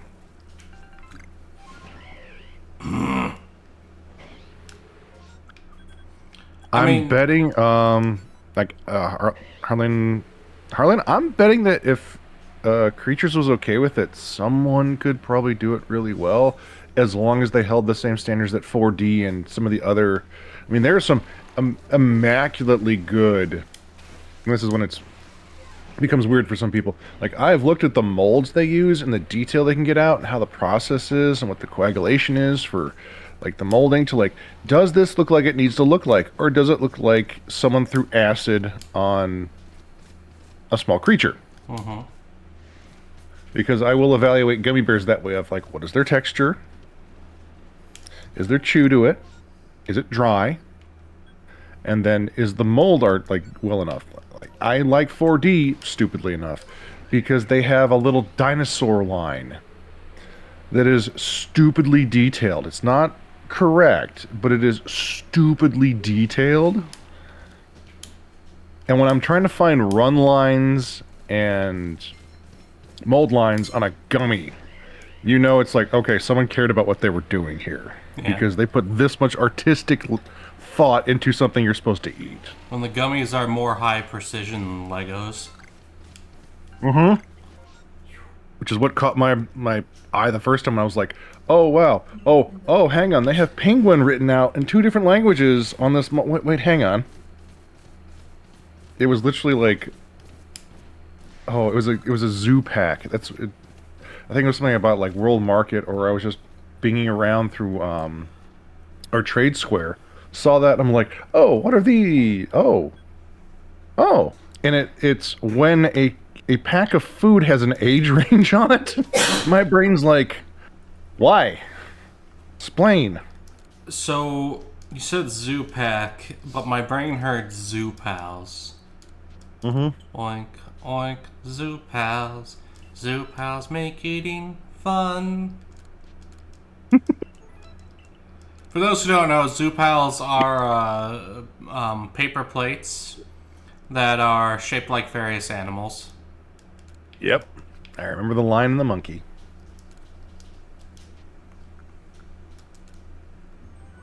Or was it a bear? Man, okay. Maybe I don't remember the monkey.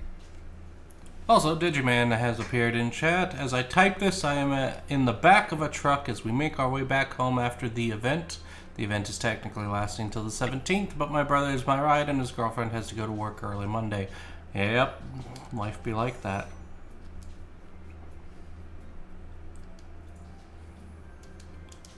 Digi, if the event was a con in the northern direction...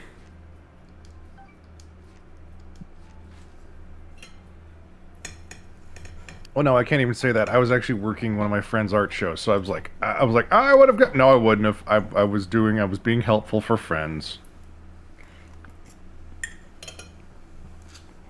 Which is why later today I'm giving someone lessons on how to maintain and use an airbrush.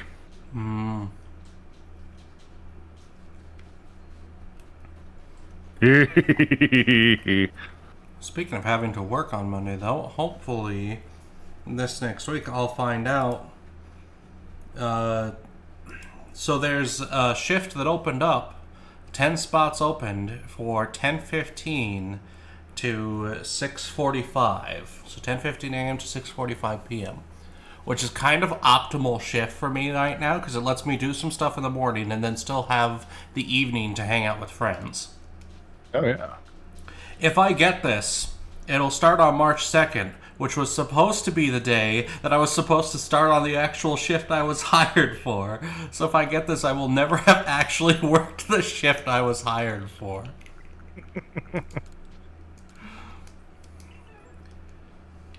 It is a little bit of a long shot because it's somewhat based on your KPIs.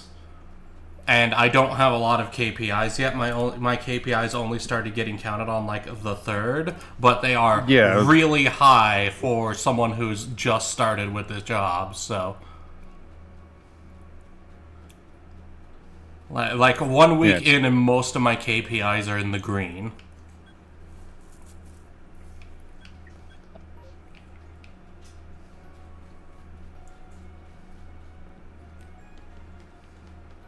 Yes. Okay, did you? Then I think I also know what event you were at. Sorry, I believe, because we had what was a very large gaming, or a large local gaming convention that runs everything. So I've been getting feedback from all of the guys I usually play Classic Battletech with. And I'm getting mipped at for like, Mo, you've been like, yes, I understand, yes, I get, yes. No, the dropship is not making an appearance this year. Guys, I'm doing... They're like, where are you? Because you're doing, like... And I literally showed them where I was.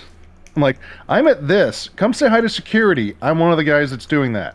And they're like, oh. That makes sense. Are you getting paid? No. Why are you doing it? And I went, I know all of the performers in this studio. They're like, oh. And I go, 2 of the guys are my drinking buddies. And I'm the godfather of one of these women's children, so I'm going to come say hi. We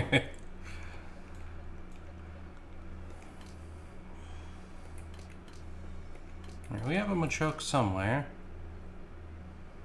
I feel like that was one that would have gotten named pretty. Yep, there he is. Goro. Well, now he's going to live up to that name. Yes. He's going to get punched in the nuts. No. Do not run up and punch my Pokemon in the dick. He's gonna get Johnny caged.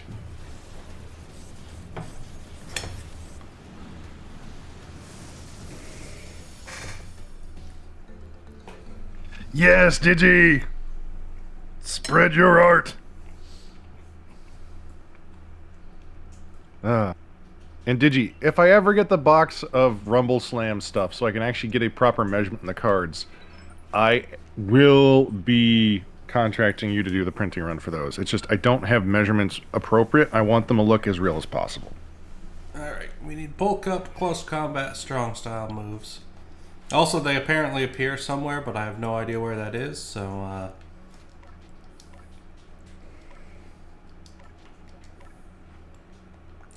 we're just gonna work with what we got.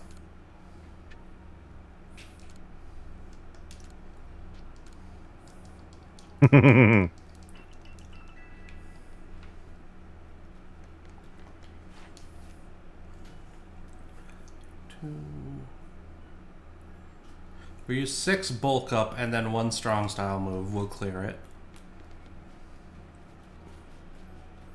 it. Samurai, you were correct. It didn't make it look like it was flashing a raid boss.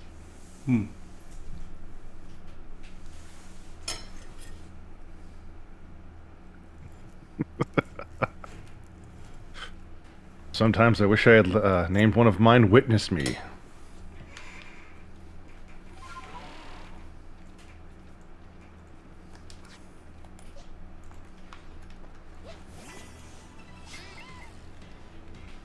Hello, Bidoof.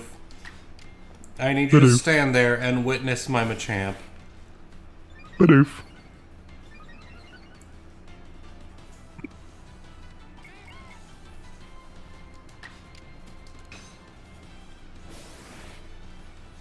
We have come to flex on you.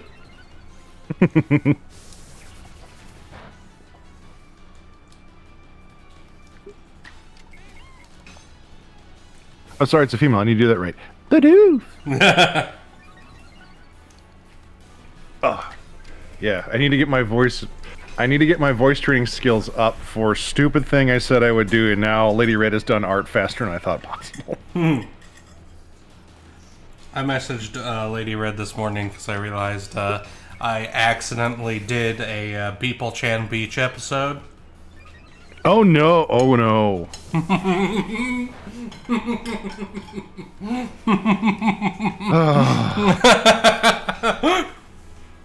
You see why I messaged her though, right? Yes!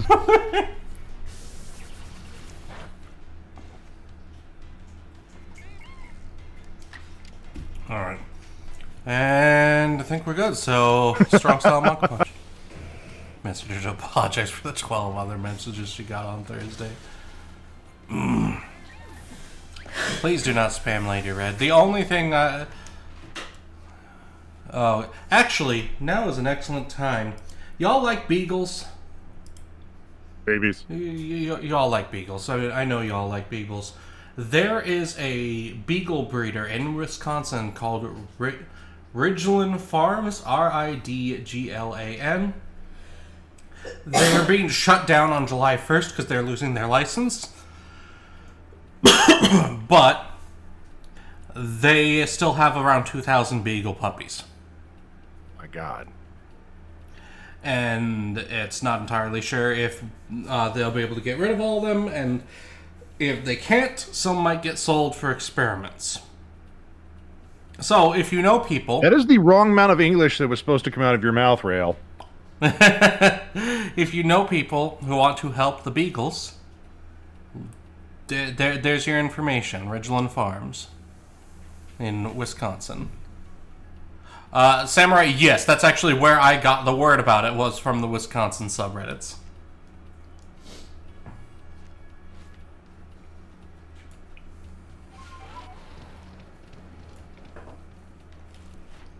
Alright, with Machamp done, now we gotta do Chatot, which we just need to go catch one more during daylight. Neat, easy enough.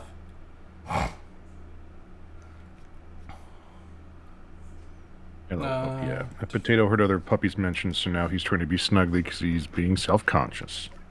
He doesn't need to be Yes, puppy, I love you. He's a good You are my boy. baby. Yes, you are. I was like, I need to go teach my Gardevoir Shadow Ball, then I remember I have a Ghost-type Typhlosion.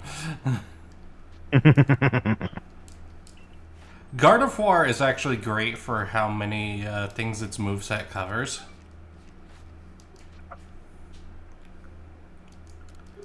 Alright, back to the village.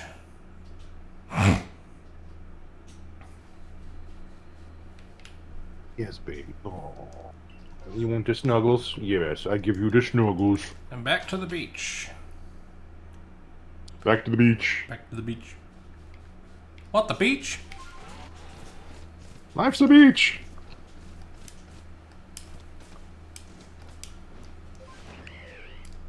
Right, we know where the Chatot are. And once night hits, we can promptly bring out, murder all the things. 'Cause I think they all need defeated with Ghost-type moves. Defeated with Ghost-type moves. But we do need to catch Dusclops. Defeated with Dark-type moves, actually, in Dusknoir's case.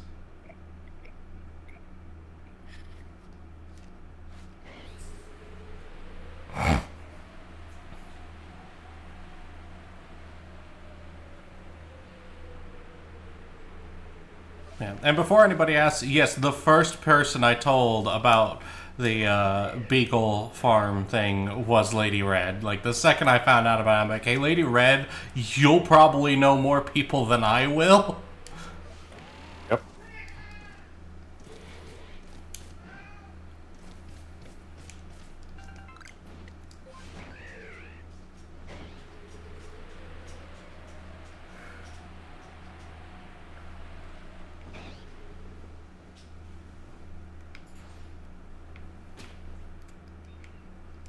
A little bit of knee scrunch, but we landed it.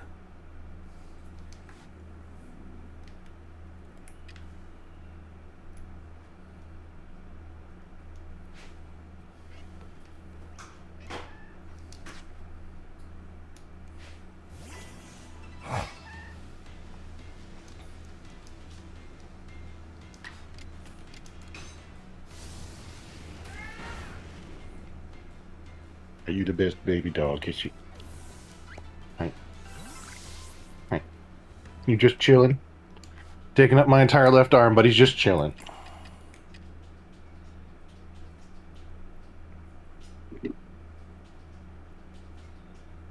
Come here, you. There. Bait. Obtain for thine self the foods.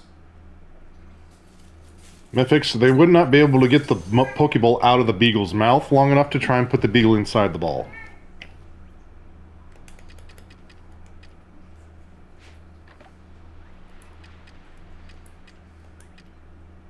Oh good, I finally ran out of Great Balls.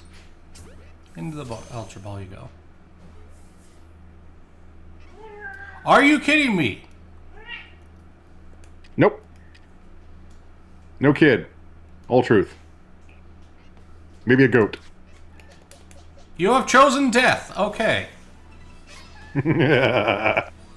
Chattered! Now, Chad, if I remember correctly, and I said this earlier while you weren't here, Chadot's shtick was you could record stuff on the DS, and Chadot would say it. Oh, yeah. So, imagine Chadot as the grandma help. No, I would do like the best Diablo impressions and fuck around with that. Stay a while and listen. Yes! The Horadrim! A Horadric Cube.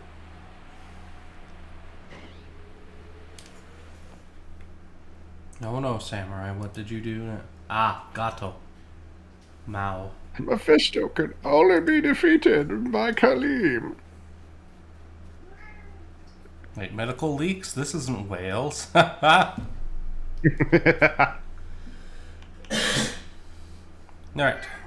Oh, Horadric Goo. Empress. I'm mad at myself for not thinking of that first. Yeah. 10 out of 10, though. Well played. Yeah, spot on. Well done, sir. Well done.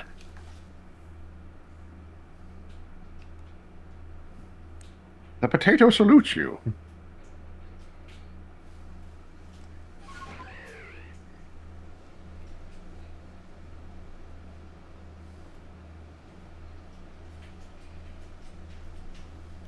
Right, so we're gonna do this a little wiggly.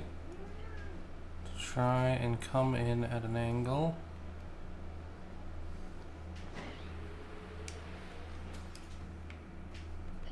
You saw nothing.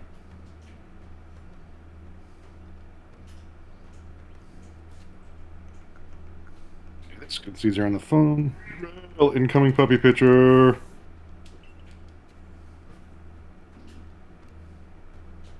Gloria, I talked to a lot of people.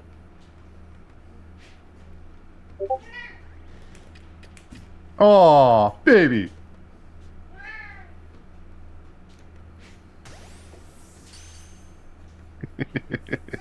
This is what I'm dealing. How? How did you even see me? I was standing still. Also, yes, adorable potato. They be frontin', you be hating. Alright, first, let's remove some of these drift limbs, because they are useless to us.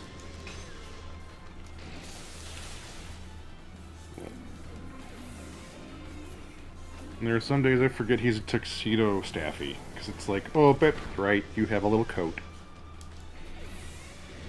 I never forget about his one white little glove, but it's like, right, you have you have that. Oh boy. Alright, remove Driftblim. Once more. And a pet has been redeemed. Pet that dog, I'll pet this cat. I'm petting that dog. Hey, Petchi. Are you a gato mucho? Gato grande? Gato largo? And he's immediately like, Father, I crave your lap. Alright, I am readjusting the recliner for the posture check. Thank you, Grimos. Ow! And stretching my knee out, because that was not a pop I should have heard. Posture check, stretch. Pet just down. No, down, down, down, down. You cannot be on lap One right second, now. Grimos. Like, I will respond to your lap comment. One moment. Nope, that's it. When that box comes out.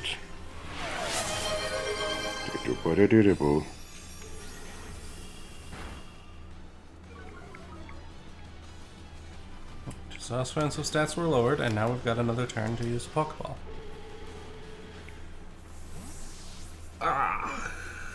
Also a naming game. Okay. Kooky, let me get to the list of Pokemon that you can name, and I'll let you name one. But it'll be a moment, because I do want to catch what I can of the Pokemon that I need out of this area first. Okay, Grimos. Pet tax has been paid to you.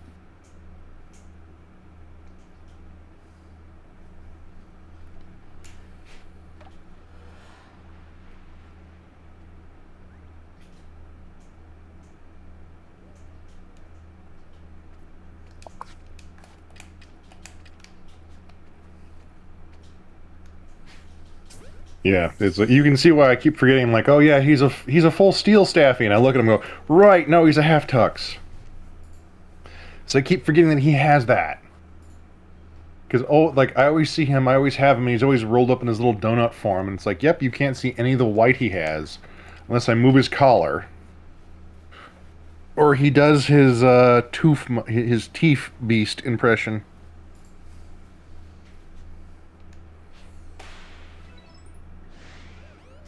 Oh, neat. That was the one I needed for that. Is that Dusclops right? You're gonna choose violence, aren't you? Yes, you are. Okay, fine. The violence it is.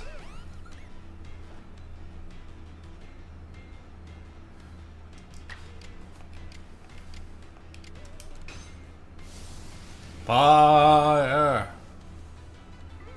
I do not care if you are a spirit, you will still feel the embrace of Zorg.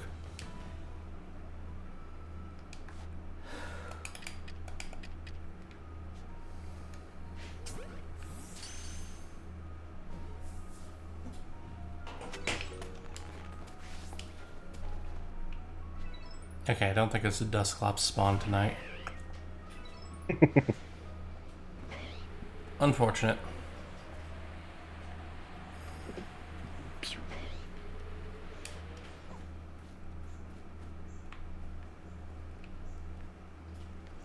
Alright, let's look at the list of Pokemon.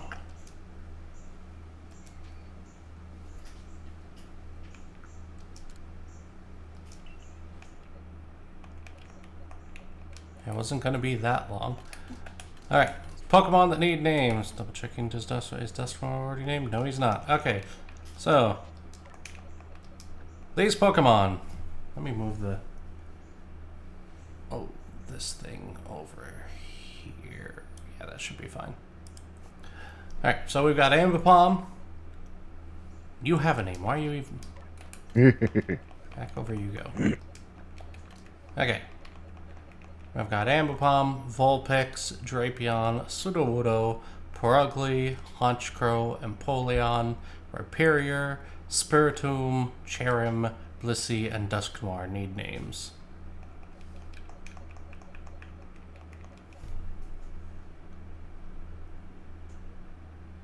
I forgot my mini factory just bought/joined Vid Thingiverse. Forgot about that.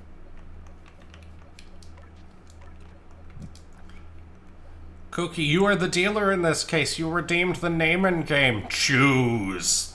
Face the consequences of your actions.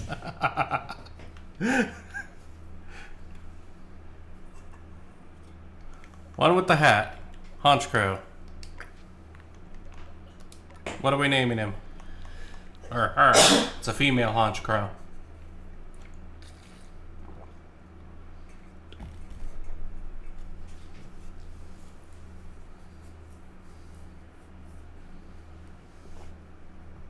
There's just no good place for this. Back over here it goes for now, though. Kukire Van Muffins. There's 12 spots. Well, we'll try.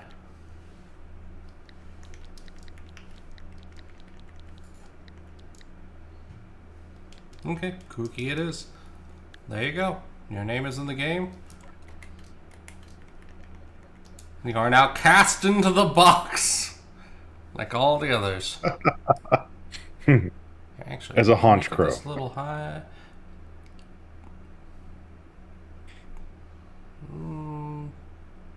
Yeah, it cuts it off a little bit, but only on certain ones.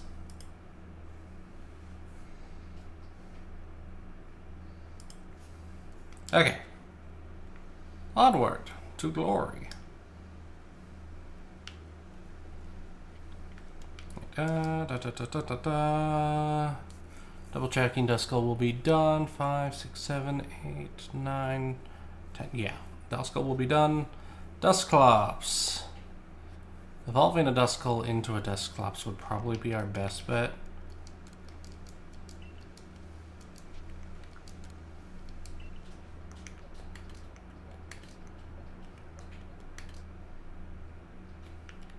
Oh no, there's our Dusclops. Okay.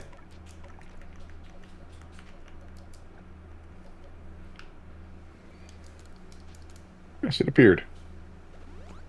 I thought we had to give him up, but now I remember we only need to have him with us for the plot mission that requires him.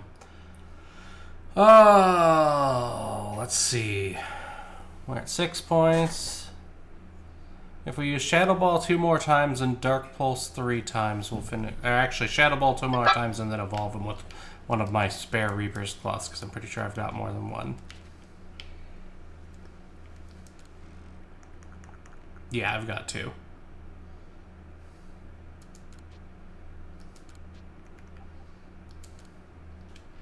Alright. So now, Shadow Ball twice. Let's go beat up a Drifloon. They've been annoying me today. They've made themselves the enemy.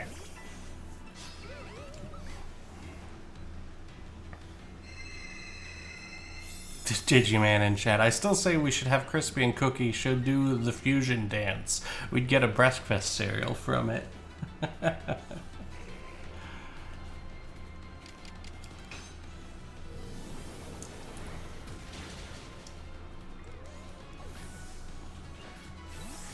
Alright, that's one. I don't want to do the Chip the Wolf howl. I just don't.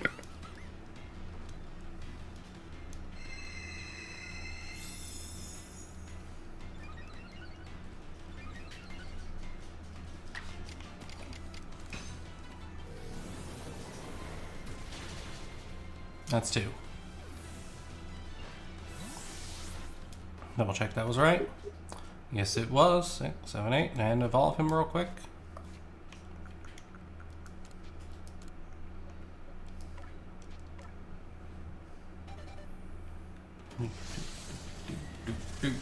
And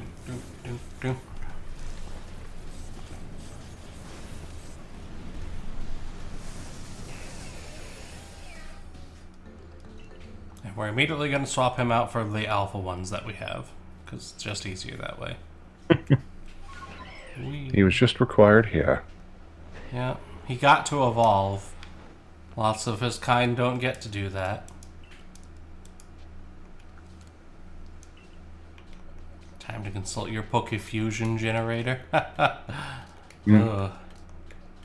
Some of the Miltank fusions are more than a little cursed.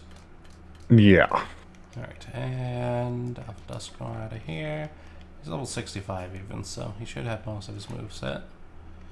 Alright, he needs to use actually 4, 5, 6, 7, 8, 9, 10. Yeah, she's actually already done. Nice. Alright, we have obtained a Piplup already. But we do actually need to get more stuff done for him. Oh, hey, and Primplup's already done, and then we just gotta drag back Empoleon and use a strong style Hydro Pump to finish Empoleon off. Neat. Alright, so Piplup's the big one right now. We're gonna have to go catch more of them. Actually, we need to feed more of them, but...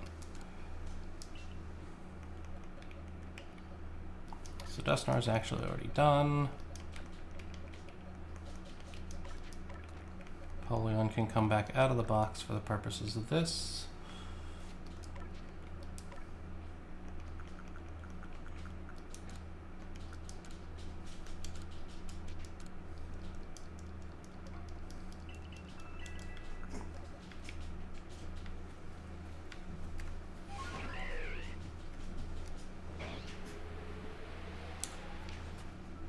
Hello, random Driftblim.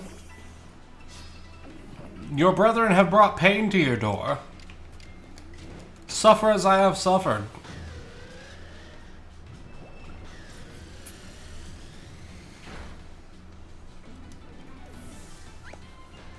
We're gonna call a Poke Ambulance, but not for me!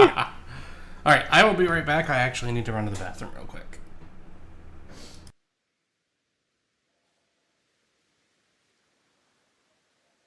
See, chat. Rale has done something that normal people don't usually do, and he's let me unoccupied here alone. So I get to fill air. So let's see. What are the silly things I'm doing right now? Yes. Currently, mystery project number 1 for this year. I have something coming in from... Hi, Cook. Thank you, Lizard. Lizard. Damn, Ralphie, for making me responsible for doing that. Anyhoodle. I have a very fun, very large construction project. I shouldn't say large in that scape, but it's lizard. Damn you all. Dare you exploit my weakness? A very large hex-based construction project that's supposed to span a good 6 to 7 feet at most. God damn it, Cook it, lizard.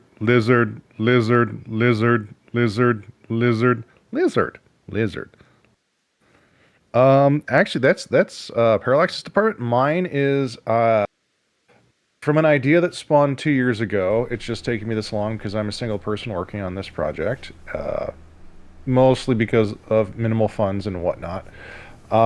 There was a hex-based build-it-yourself map, very similar to HeroScape, that was actually scaled to BattleTech. It was a lovely little independent company based over in the EU that I backed a significant amount of money behind. This allows me to build any hex board I want in the 3D headspace. Also, it has STL printable files that should I want to design something, which I've been doing a bit on and off, I could. This then fed into a very dumb idea that when the Deceers brought the Beagles through and were visiting different people through the Legion, the idea of Takeda Kurita's castle, or as it devolved into MXC in the inner sphere. So I have 7, because one of them's a half map, designed to be a hex-based obstacle course to mech scale based upon the MXC obstacle course. There we go. My apologies. My tongue still is not fully caffeinated. It has not reached there yet, even though it's the first thing that tastes it. Yes. It took me about a year or so with doing designs and going back and forth with Aiden. It was one of the things that I kept like mipping about a little bit, and then waiting for production and everything to come in.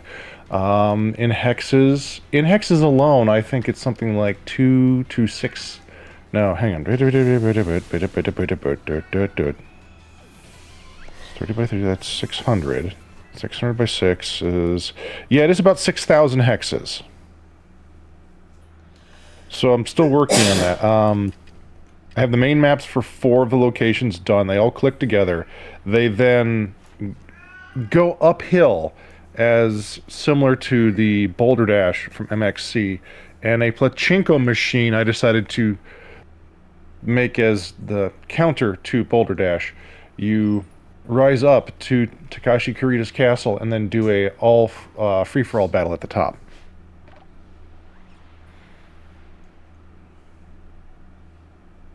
Digi.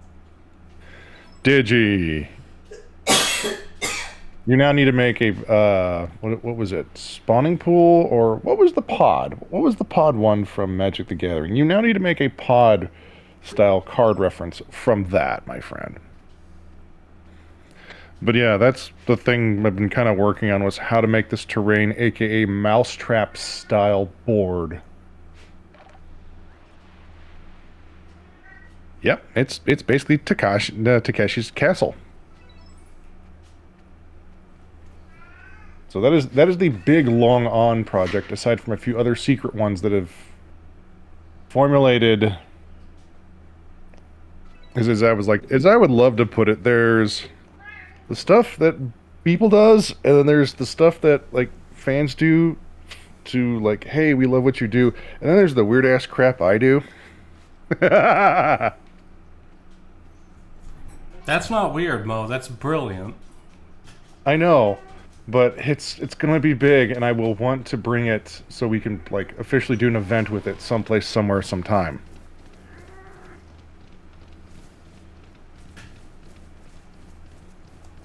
Oh, It's what? just- A we're still member trying of BPL experiencing project creep. Oh yeah. Whoever would have thought? Oh, here's the fun part. I have 4 of the 7 maps I need. I'm still trying to like piff around with the Pachinko map. The Boulder Dash map is very simple. That's going to be built out of... That's actually... I have that drawn up on the PEX foam that I'm going to hot knife through to make. But I have the board measured out. I have the hex grid put down. I've been using my software that I use to design stuff and actually do printed maps for it. It's just when I look at Takashi's castle, it's like, I don't have any ideas left because I don't know what that's supposed to be. So it's literally it's map 7, the smallest of the maps, that I'm looking at and going, I do not know.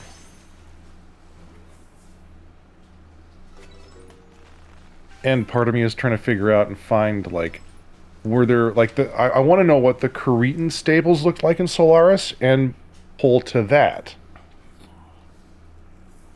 Yeah. Oh, Samurai, there's a lot of writing that Aiden and I did, and that Ralphie put into, and that Hedgehog put into, that is very much that way. Because the big bold idea was to have, oh god, it was Kenny and... I wrote this down. It's in one of my books. I don't have the book in front of me. So it was Kenny Blankenship, and now I need to go look it up. I gotta go put my 3D modeler down really fast, as I'm building other commissions for a friend that is going to be getting airbrush lessons from me later today. And I'm just working on. I do not want grid lines on that. God darn it. That should not have those.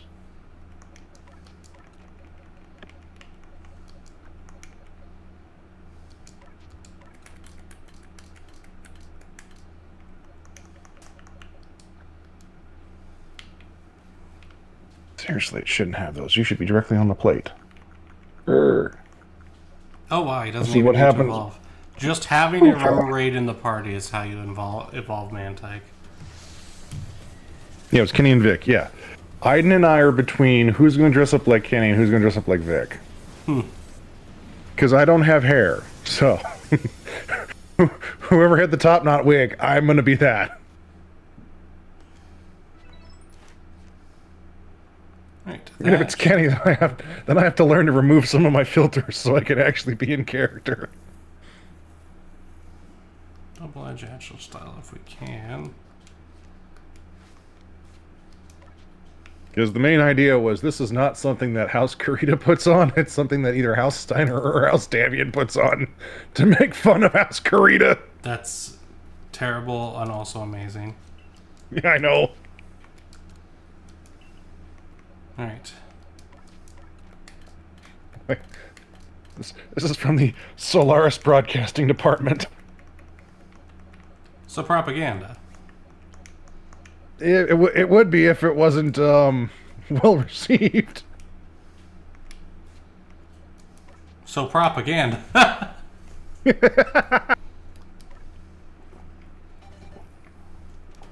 More realization that I can just evolve all my Mantikes.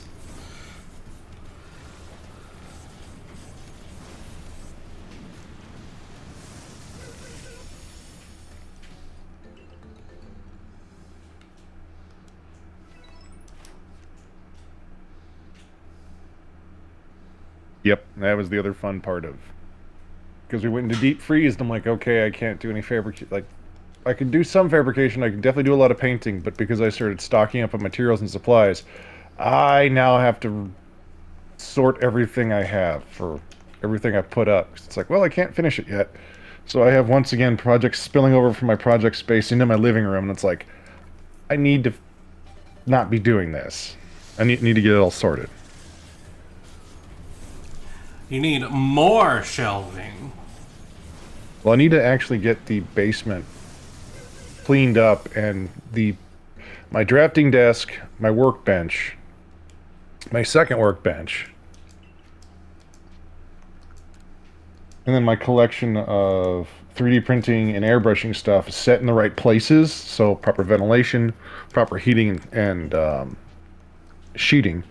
Because right now I've built I've built a climate-controlled microcell for doing all the FDM and resin-based stuff. It was just because it got so cold, I'm like, no, the cold air is going to come in and wreak havoc. So now I have to reset all the temperature stuff.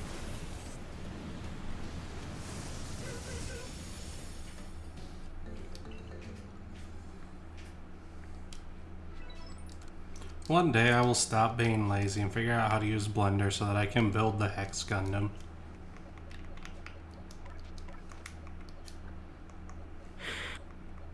And Mad Ducks has asked me to print stuff for him too. So it's one of those, okay, start gearing back up to do things, because I'm sitting on, I think, probably 100 kilograms of FDM filament. I was like, you will get used. I will use all of you. I have no problem with using all of this. But until then, it must stay safe and it must stay dry. Alright. We need to defeat one with an electric type move.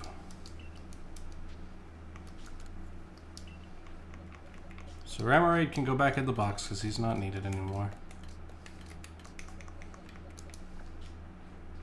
And then who we're going to be working on after Manti? Oh! Oh, there's a pair of Pokemon that we don't know, so I guess we're going to go catch some stuff around the area. Nice. See if we can't find... You know what? I bet it's Tentacool and Tentacruel. Yeah. Costco sells a stack of 4 plastic containers with locking handles for $10. Yeah?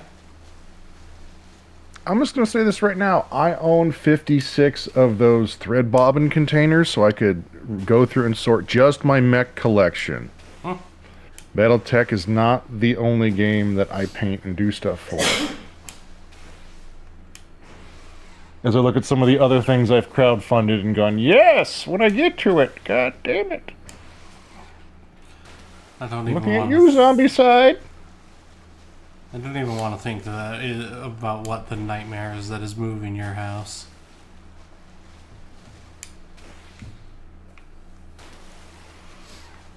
That's the sad thing. It's like there is a legitimate. I will go to like the Geek Partnership Society, Boys and Girls Club, all the high schools around here saying like, hey, do you have a gaming club or tabletop club? And I give a large portion of my stuff away. Like my Magic collection, I still have stuff that I wanted to keep in factory sealed condition. For some things I went, ooh, that's pretty, because someone designed that, and it looks nice as a display piece, as it was supposed to be. And if I'm not going to play with it, well, somebody should. It's like some of the local groups that we have here for some of the local gamesters are like, why are you doing this? And I go, it's been in my collection. I haven't touched it for 2 years. I'm probably not going to touch it in 2 years. It was great to have. And I'd rather put the plastic in the hands of the people who are going to play it than leave it locked up somewhere. Which is always funny, because it's like I keep the things I'm still working on, or the things that have sentimental value. That includes Legos. That's the big thing. That's one of the bigger things that I will not give away. Like, if I've built the kit stays. Yeah. But like, there are a couple things, some of them were radio, like, I have the same exact affliction as my grandfather and my father before me. As the first house that we lived in, where I was growing up, my first memories were there was a specific room in the house that was just steel shelving and model kits. Yeah, that tracks. Yep. And some of them are my dad's, some of them are my grandfather's, and it was always a wonder if we were going to find something half put together and were all the pieces still in there. Because something my grandfather would do was he would go around and buy multiples of the same kit, because the old molding processes back in that day and age, you wouldn't always get good parts. You would get things that had mold lines or swirls, or things that wouldn't paint out correctly, or things that would have a weird detail to them. Well, my grandfather was like, I don't want to use green stuff. He would use fill putty and stuff. He's like, well, no, I want to get this, or have this, or have these two pieces so I can interchange them. So he'd buy multiple kits and just pull the parts he needed to do a single model from 3 boxes. Oof. Yep. So there's some models of his, some large models of his, that I have completed by doing hand-built parts for some of them. But my father was able to, when I showed interest in modeling and whatnot, and like radio control cars at an early age, he was able to sell enough or trade enough of what my grandfather had to get both my sister and I build-it-yourself model kits for the large monster trucks, like it's as tall as my knee. Mm-hmm. Like appropriate scale with a significant amount of power and a huge honkin' ass battery. And was able to trade some of the things that he had from the collections to do that. And then he himself continued collecting things. Including comic books and whatnot. Thankfully, I didn't pick that up. That would be catastrophic for if I had stayed collecting as long as my father has.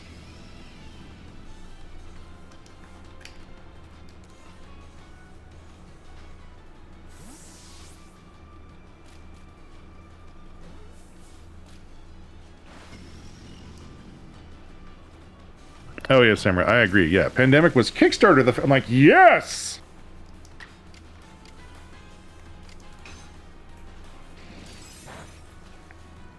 But yeah, that's what got me into the Red Dragon Inn, because that is a very fun game, period, and I've had to teach all my friends how to play it.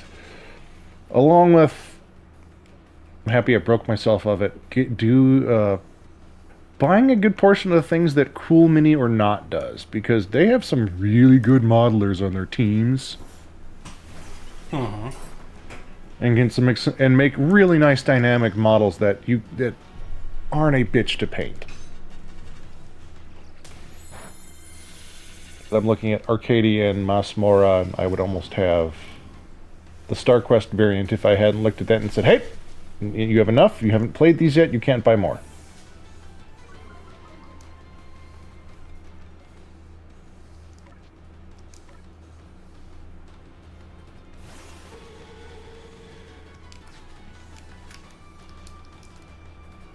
Get into the ball!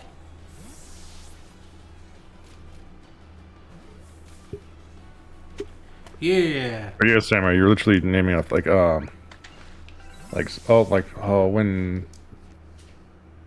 when Squick and Ether, I got to torment Parallax a little bit, which was kind of funny. But yeah, when he and Squick and Ether were talking about some of the Tanaka car model kits, I was like, "Oh, hang on!" I went into my basement and found the one. I was like, I'm gonna send some of these to Para, so he can try out painting like automobile models And suffer. Oh yes. My stepdad tried to get me into painting automobile models, and it was awful.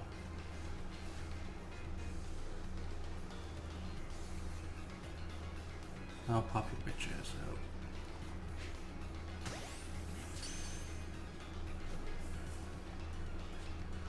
Oh, Potato, you're being so cute. Little Bubby Boy is roasting himself in the sun. Right, 2, 4, 6, 8, 10. Awesome, that's tentacle done. But yeah, that's and the fun part. Like some of my favorite and the airbrushes and tools that I have that I can say I'm the most proficient with were actually ones that my father used and my grandfather used. So I still have like their old Badger and Air Masters models. I still have a vacuum form kit from the 1960s that as long as I can get the materials for, I can still use. Nice. Yep.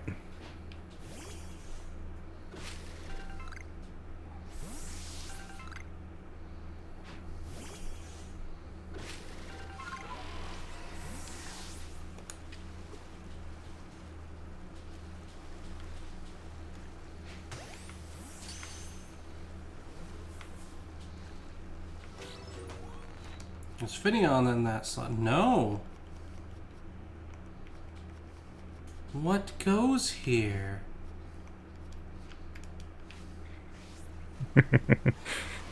What goes into the round hole? Nothing. It goes in the square hole.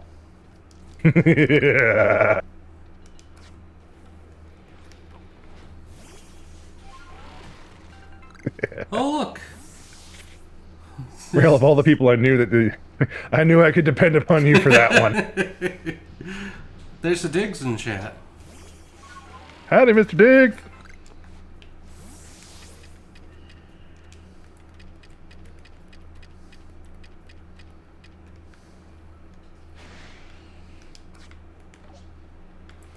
So you have chosen death. Aha! I just alleviate your suffering.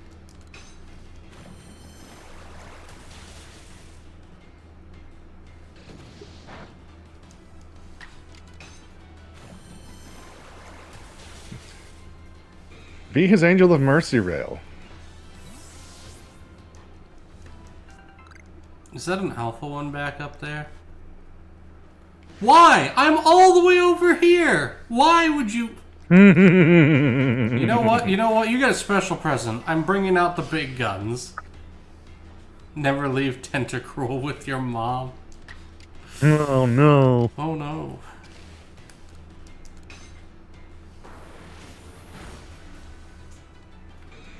Realize that my Gardevoir has a maximum EV trained special attack.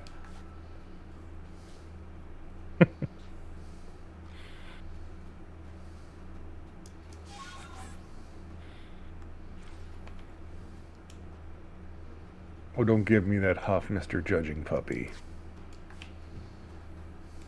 You were in the sun, you were warm and cuddly, and you were over there. And you were also afraid of the motor in the recliner, so don't give me a huff.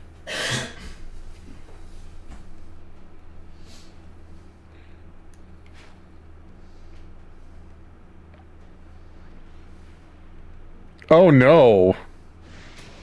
Well, okay. We're just going violence the whole way down here.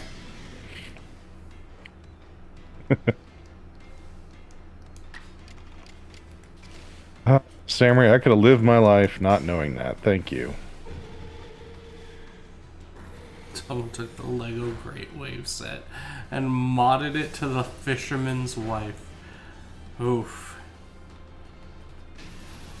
You're supposed to use Flex energy before you attack, you schmuck. cease your existence. Fun fact, Gardevoir is psychically powerful enough to generate black holes with its mind. Mm-hmm. Though that could be just, you know, Pokemon children saying shit. Yeah, as we're seeing right now, the original Pokedex was written by 10-year-olds. Yeah. Boom, boom, boom, boom. There's a cave here? We have found the square hole. I didn't even know there was a cave on this volcano. What's in here?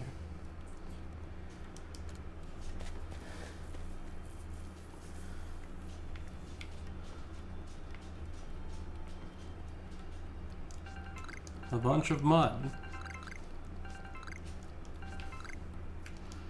This is probably where one of the legendaries... In fact, I'd put money on this is where Heatran is. Later on, when we unlock the ability to get legendary Pokemon.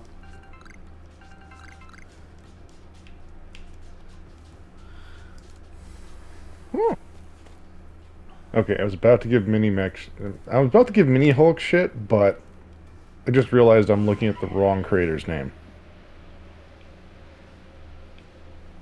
Okay, I just cannot fly over the lava at all. Noted. Alright. We need to go make some more Pokeballs, so... Back to camp.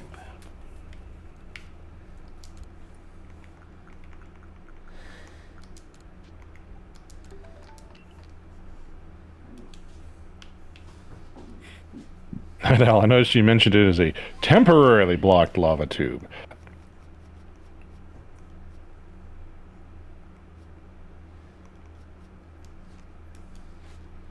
Oh wait, actually, well, first let's get this grass pile thingy up here, because this might have some useful stuff.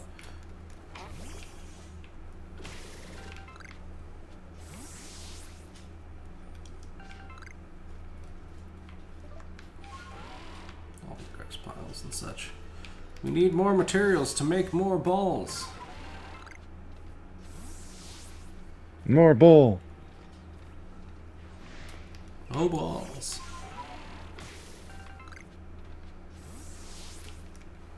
I also need to be able to make all the stealth stuff, which means I'm probably going to have to go do runs around the mud area. The swamps.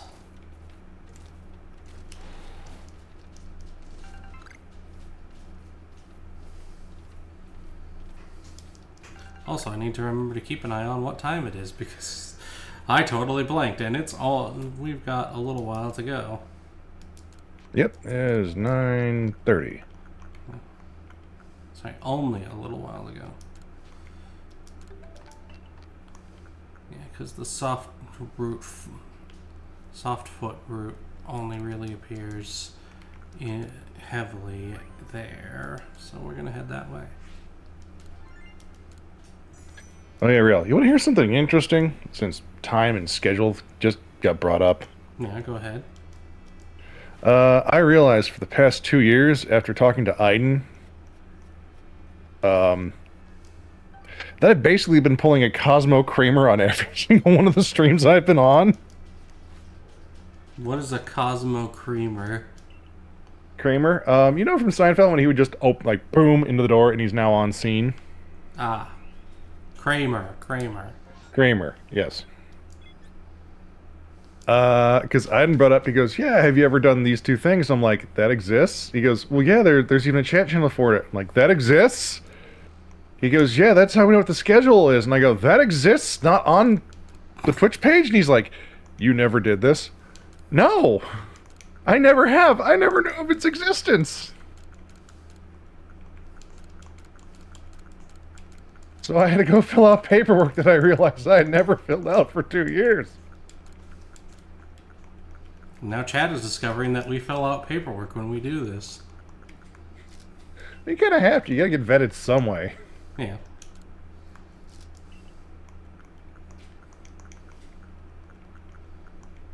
I just see it as I was given a lot of trust to be white-hatted for the channel. Really, it's like, okay, And it's just, once again, chat, why whenever you see me in the chat channel and I go knock knock, that's literally me going, I don't want to interrupt anyone unless I was asked to come ahead of time.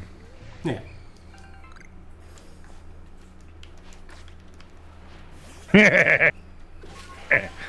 I mean, I maintain that my open invite is constantly open for anybody in WBPL 76. I just assume most people are like, it's Sunday morning, I am not ready to talk yet. Oh, yeah. Which I get. There's days where it's like, I do not need to be on stream because I will be saying some unwise things. Mm-hmm. But once again, as Ravanu points it out, yes, that does make me the BPL ass man. Those of us that know our Seinfeld lore.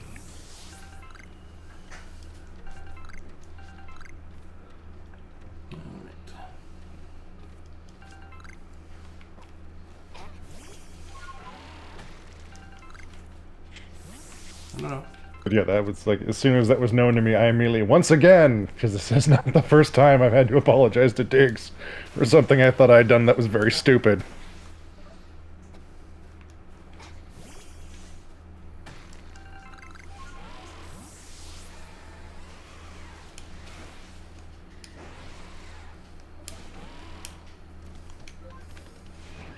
Bird up. There's also just the level of, I will always ask the hosts. It's like, as from working with some of the shows that I've worked with, consent is always number one, which is always why I do that first, which is always why I will, like, do some entry into chat so the chat sees me not just popping in. Yeah. Unless it was planned.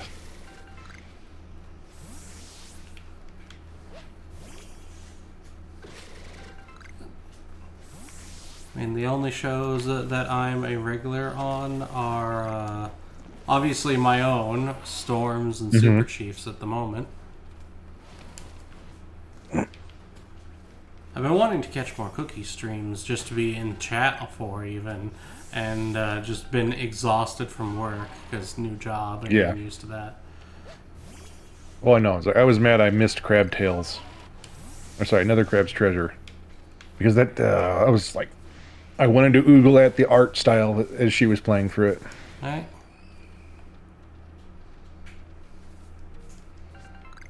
I will admit to not being super interested in Another Crab's Treasure. That's just, I'm not really big on Dark Souls games anyways. Oh, yeah. And it's Dark Souls but with crabs, which is funny enough for me to try come in. But mostly there because Cookie friend. Yeah. And I just like looking at that and going, okay, someone decided to do this. So I will pack in, like, the art style, once again, critique it, look at it, and go, ooh, this is pretty. And then going, okay, well, how does the game play? Is there something broken in this? Was it well balanced? Basically trying to be a sommelier of wine to a crab game. Yeah. And that's what we were doing last night with DMC. Mm-hmm.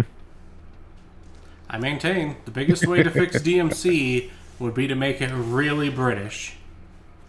Mm-hmm. Because it's very obviously British punk rock visually inspired. It should have been audibly inspired too. Because the more I think about it, the more all the lines make way more sense, both dramatically and comedically, if it were done with British accents. Yep. Make Dante Cockney as fuck and make Virgil posh as hell.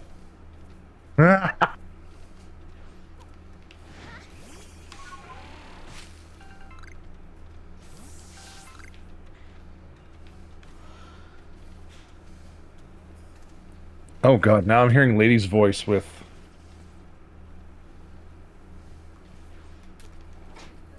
Yeah, that would have been interesting. Oh, I was talking about the remake one is what I'm talking about. But also would have been funny with the main one. Who did we... Oh yeah, Arkham and Jester, played by, who was it? Actually, I think in my case it was just Patrick Stewart.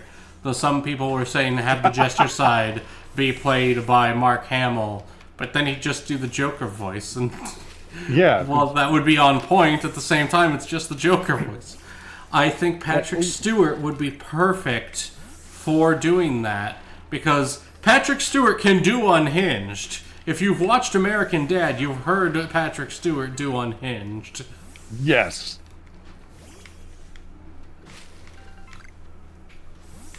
Or what was it? I forget. I can't remember if it was... It wasn't SNL. I can't remember if it was Conan. But it was one of the late night shows that had Patrick Stewart as a guest. And so one of like the minute bits they did, or one of the quick bits they did between like airing on and off the commercials was like, inside the Actors Guild. And he literally goes, every now and again I have people come up to me and say, ah, Captain Picard, and I pee on their shoes. I was just like, I love you. I was like, I mean, he's done so much other acting, and he's such a good actor, and then everyone's like, Captain Picard is like, motherfucker. no! Look at this old theater place, like, and it's what I pointed to, because someone's like, this is this, I'm like, yeah, and I had to show someone, like, pictures of him before Star Trek, like, before the TNG. It's like, no, this was what the man was doing, and when I looked at it, it was like, oh, this is it, and I didn't look at, like, oh, what is his previous stuff? I went back, and I went, this is him in college. And swear to fucking Christ, he looks just like Tommy Shelby. Like, spot on. I forget the actor's name, and I feel bad for it, but that image with the dapper cap and the pin-down tweed suit and everything, I was like, that's him. This is Patrick Stewart. And someone's like, wait a minute, that's... I'm like, yes, this is Jean-Luc Picard going to the Academy. This is him. But this is him as an Englishman. And then I go and I find one of the times he played Leonidas.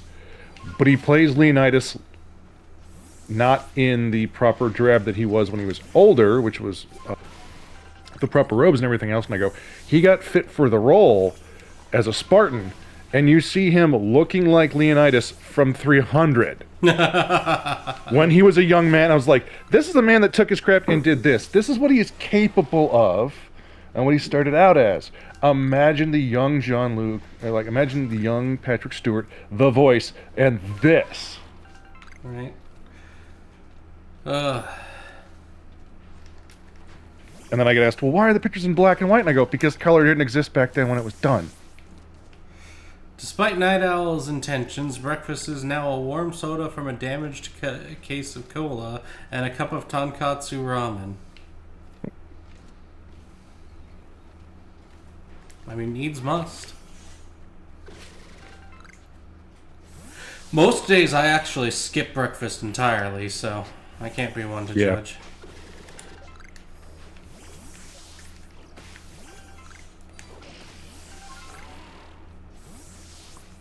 Now you reminded me of some of the poorer choices I've made for food and whatnot, because we had one of my coworkers that their son was doing their, like, pizza fundraiser, and it's off of a brand that I actually really like. Mm-hmm. And so she gets everyone else's orders first on one sheet and then just gets mine, because my order usually equates to what everyone else ordered. Mm-hmm. Because I'm like, oh, cool, it's for a good cause, the price is very decent, so I order a carton or two. Which is what has allowed this young gentleman to get prizes or awards for selling a large amount, a number, or things. He just comes to your house first now, so he knows how much effort he needs to put in for the rest of it. Well, no. The deal is he has to, like, set a goal for himself, get that from other people, and then he comes to me last. That's good. Like, well that's done. the deal. It's like, you still have to put in hard work for this. This is not just do one and done. And this year, this year was some very lovely choices for me, because things like Inferno were options. Oh no. Oh yes, absolutely wonderfully done. Absolutely wonderfully done. I mean, made sure they didn't use anything that was too oily for their meat base and everything else. So they used, like, really good ground chuck. And I'm like, yes, this is an Inferno pizza. Spot on. Like, this is perfect for me. This is delicious. Like, you made sure everything was not like just slabbed and thrown onto this piece of bread. Or and their El Jefe, which is like, oh, you tried doing it.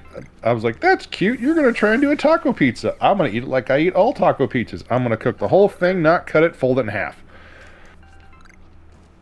And my God, it tasted just like Taco Supreme like it's supposed to.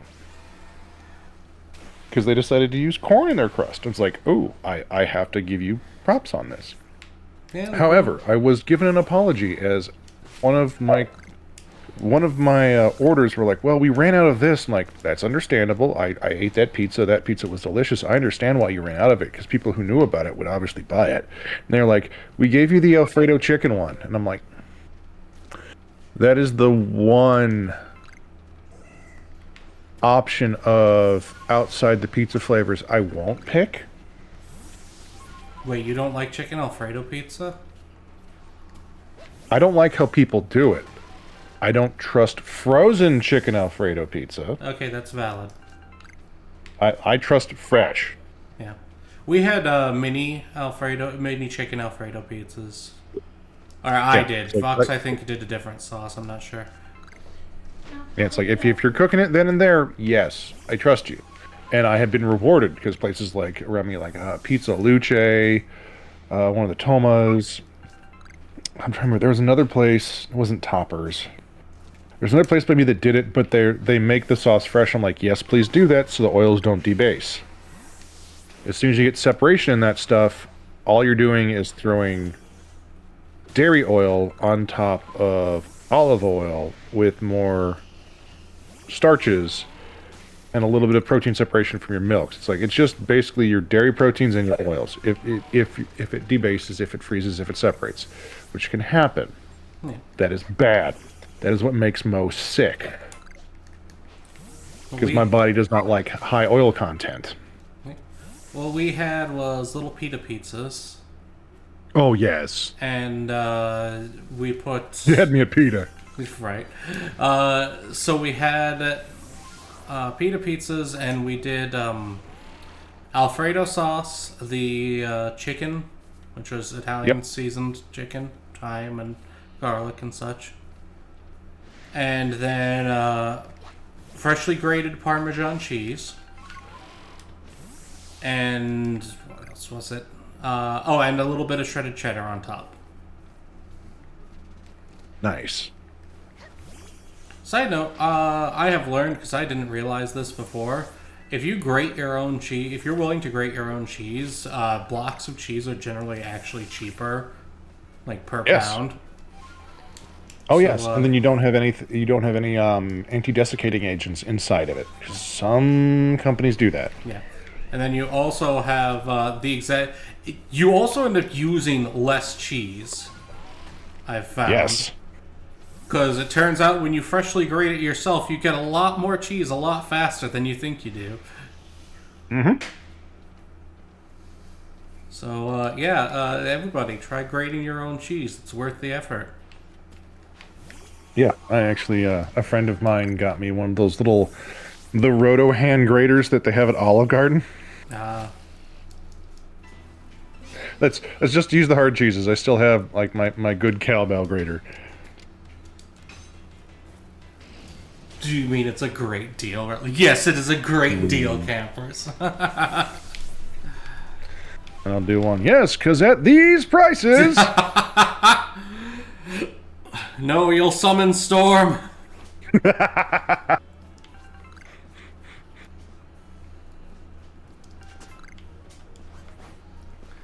the fun part was, like, I had that, and of course it's me, so ate almost the entire pizza, because that's the one thing, is like, frozen, that I have no trust of it. If it tastes like it's goopy paste and not, oh, hey, this is properly aligned with the cheese and the sauce and everything else.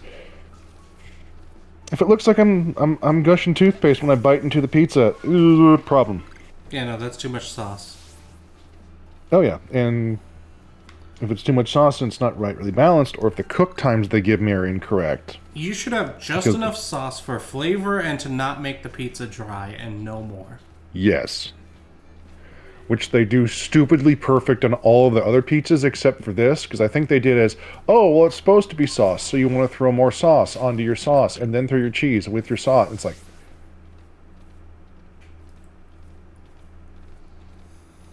if they had done it where the cheese is the last thing they put on, I'd be like, yes, it's a flatbread. Works.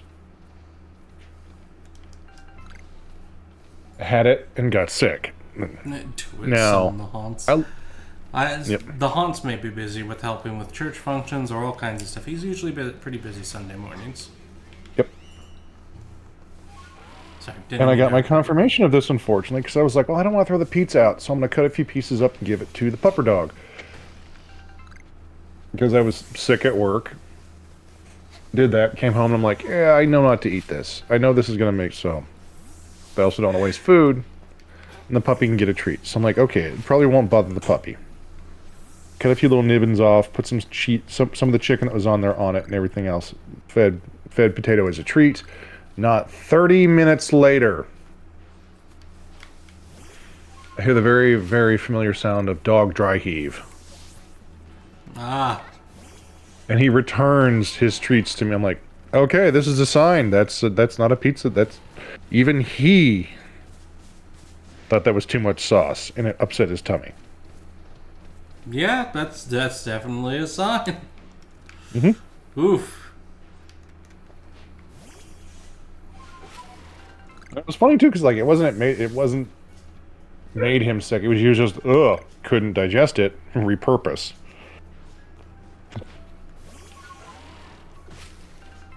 It means you're both made for each other. Yeah.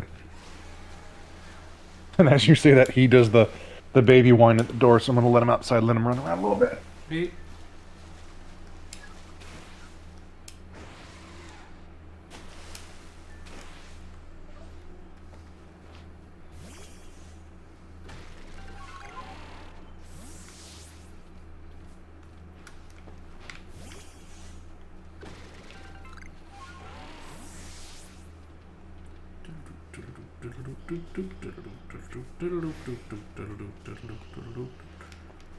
One thing is, we need to catch all of nothing that's here.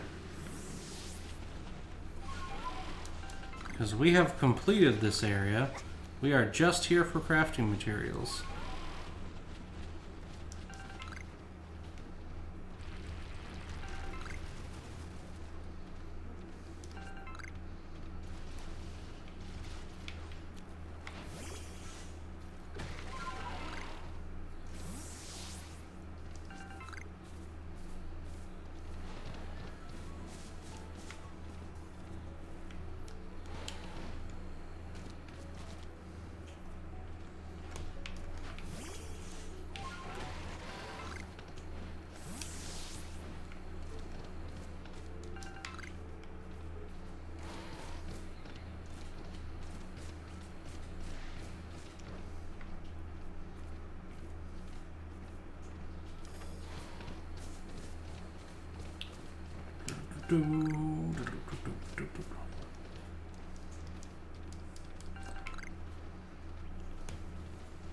Now, it's going to depend on the amount and the individual dog, but yes, generally they do have a trouble with a lot of the herbs that are put on pizza. In fact, most animals can't handle the sheer amount of herbs we can do. Humans are weird like that. Garlic. Yeah, garlic's the big one.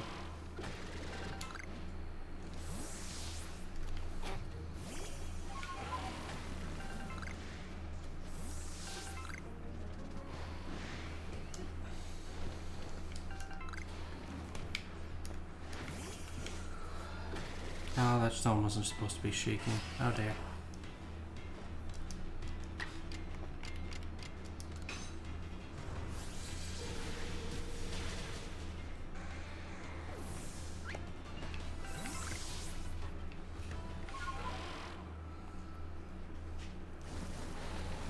Yeah.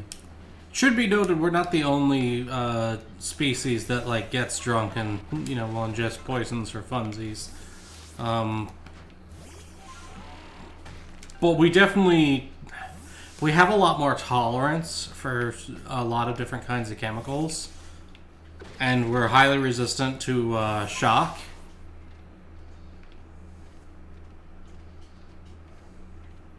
Yeah, capation's definitely the big one. But no, we do that with all kinds of chemicals.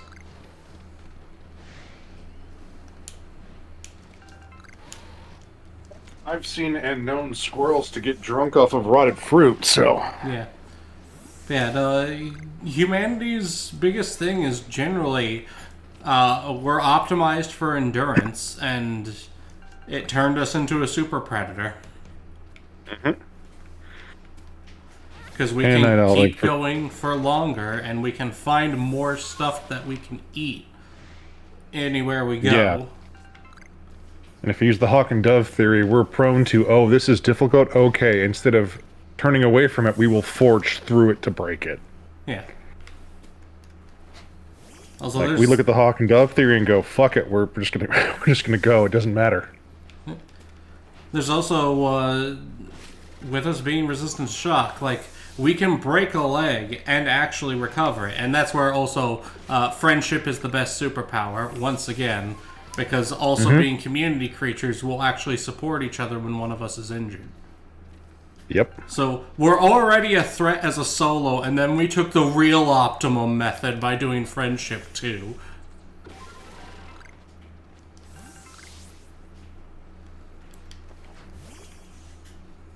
You know, I remember where it was found. When they found the remains of, I believe it was a woman that had a broken leg that showed it was mending.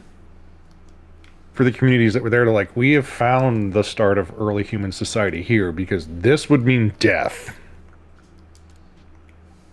Yep. At any other point in time.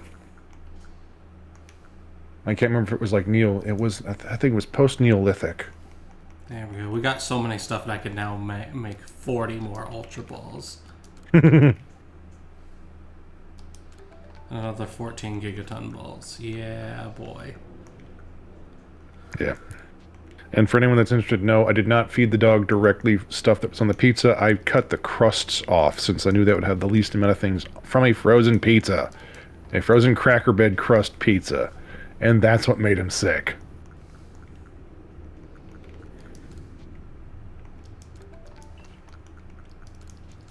Okay, we've done our item gathering.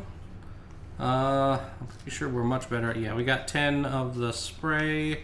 We've got smoke balls for days. We've got more Pokeballs for days. So yes, next time we will not have to do more grinding upon our return. Saved your progress. Yay!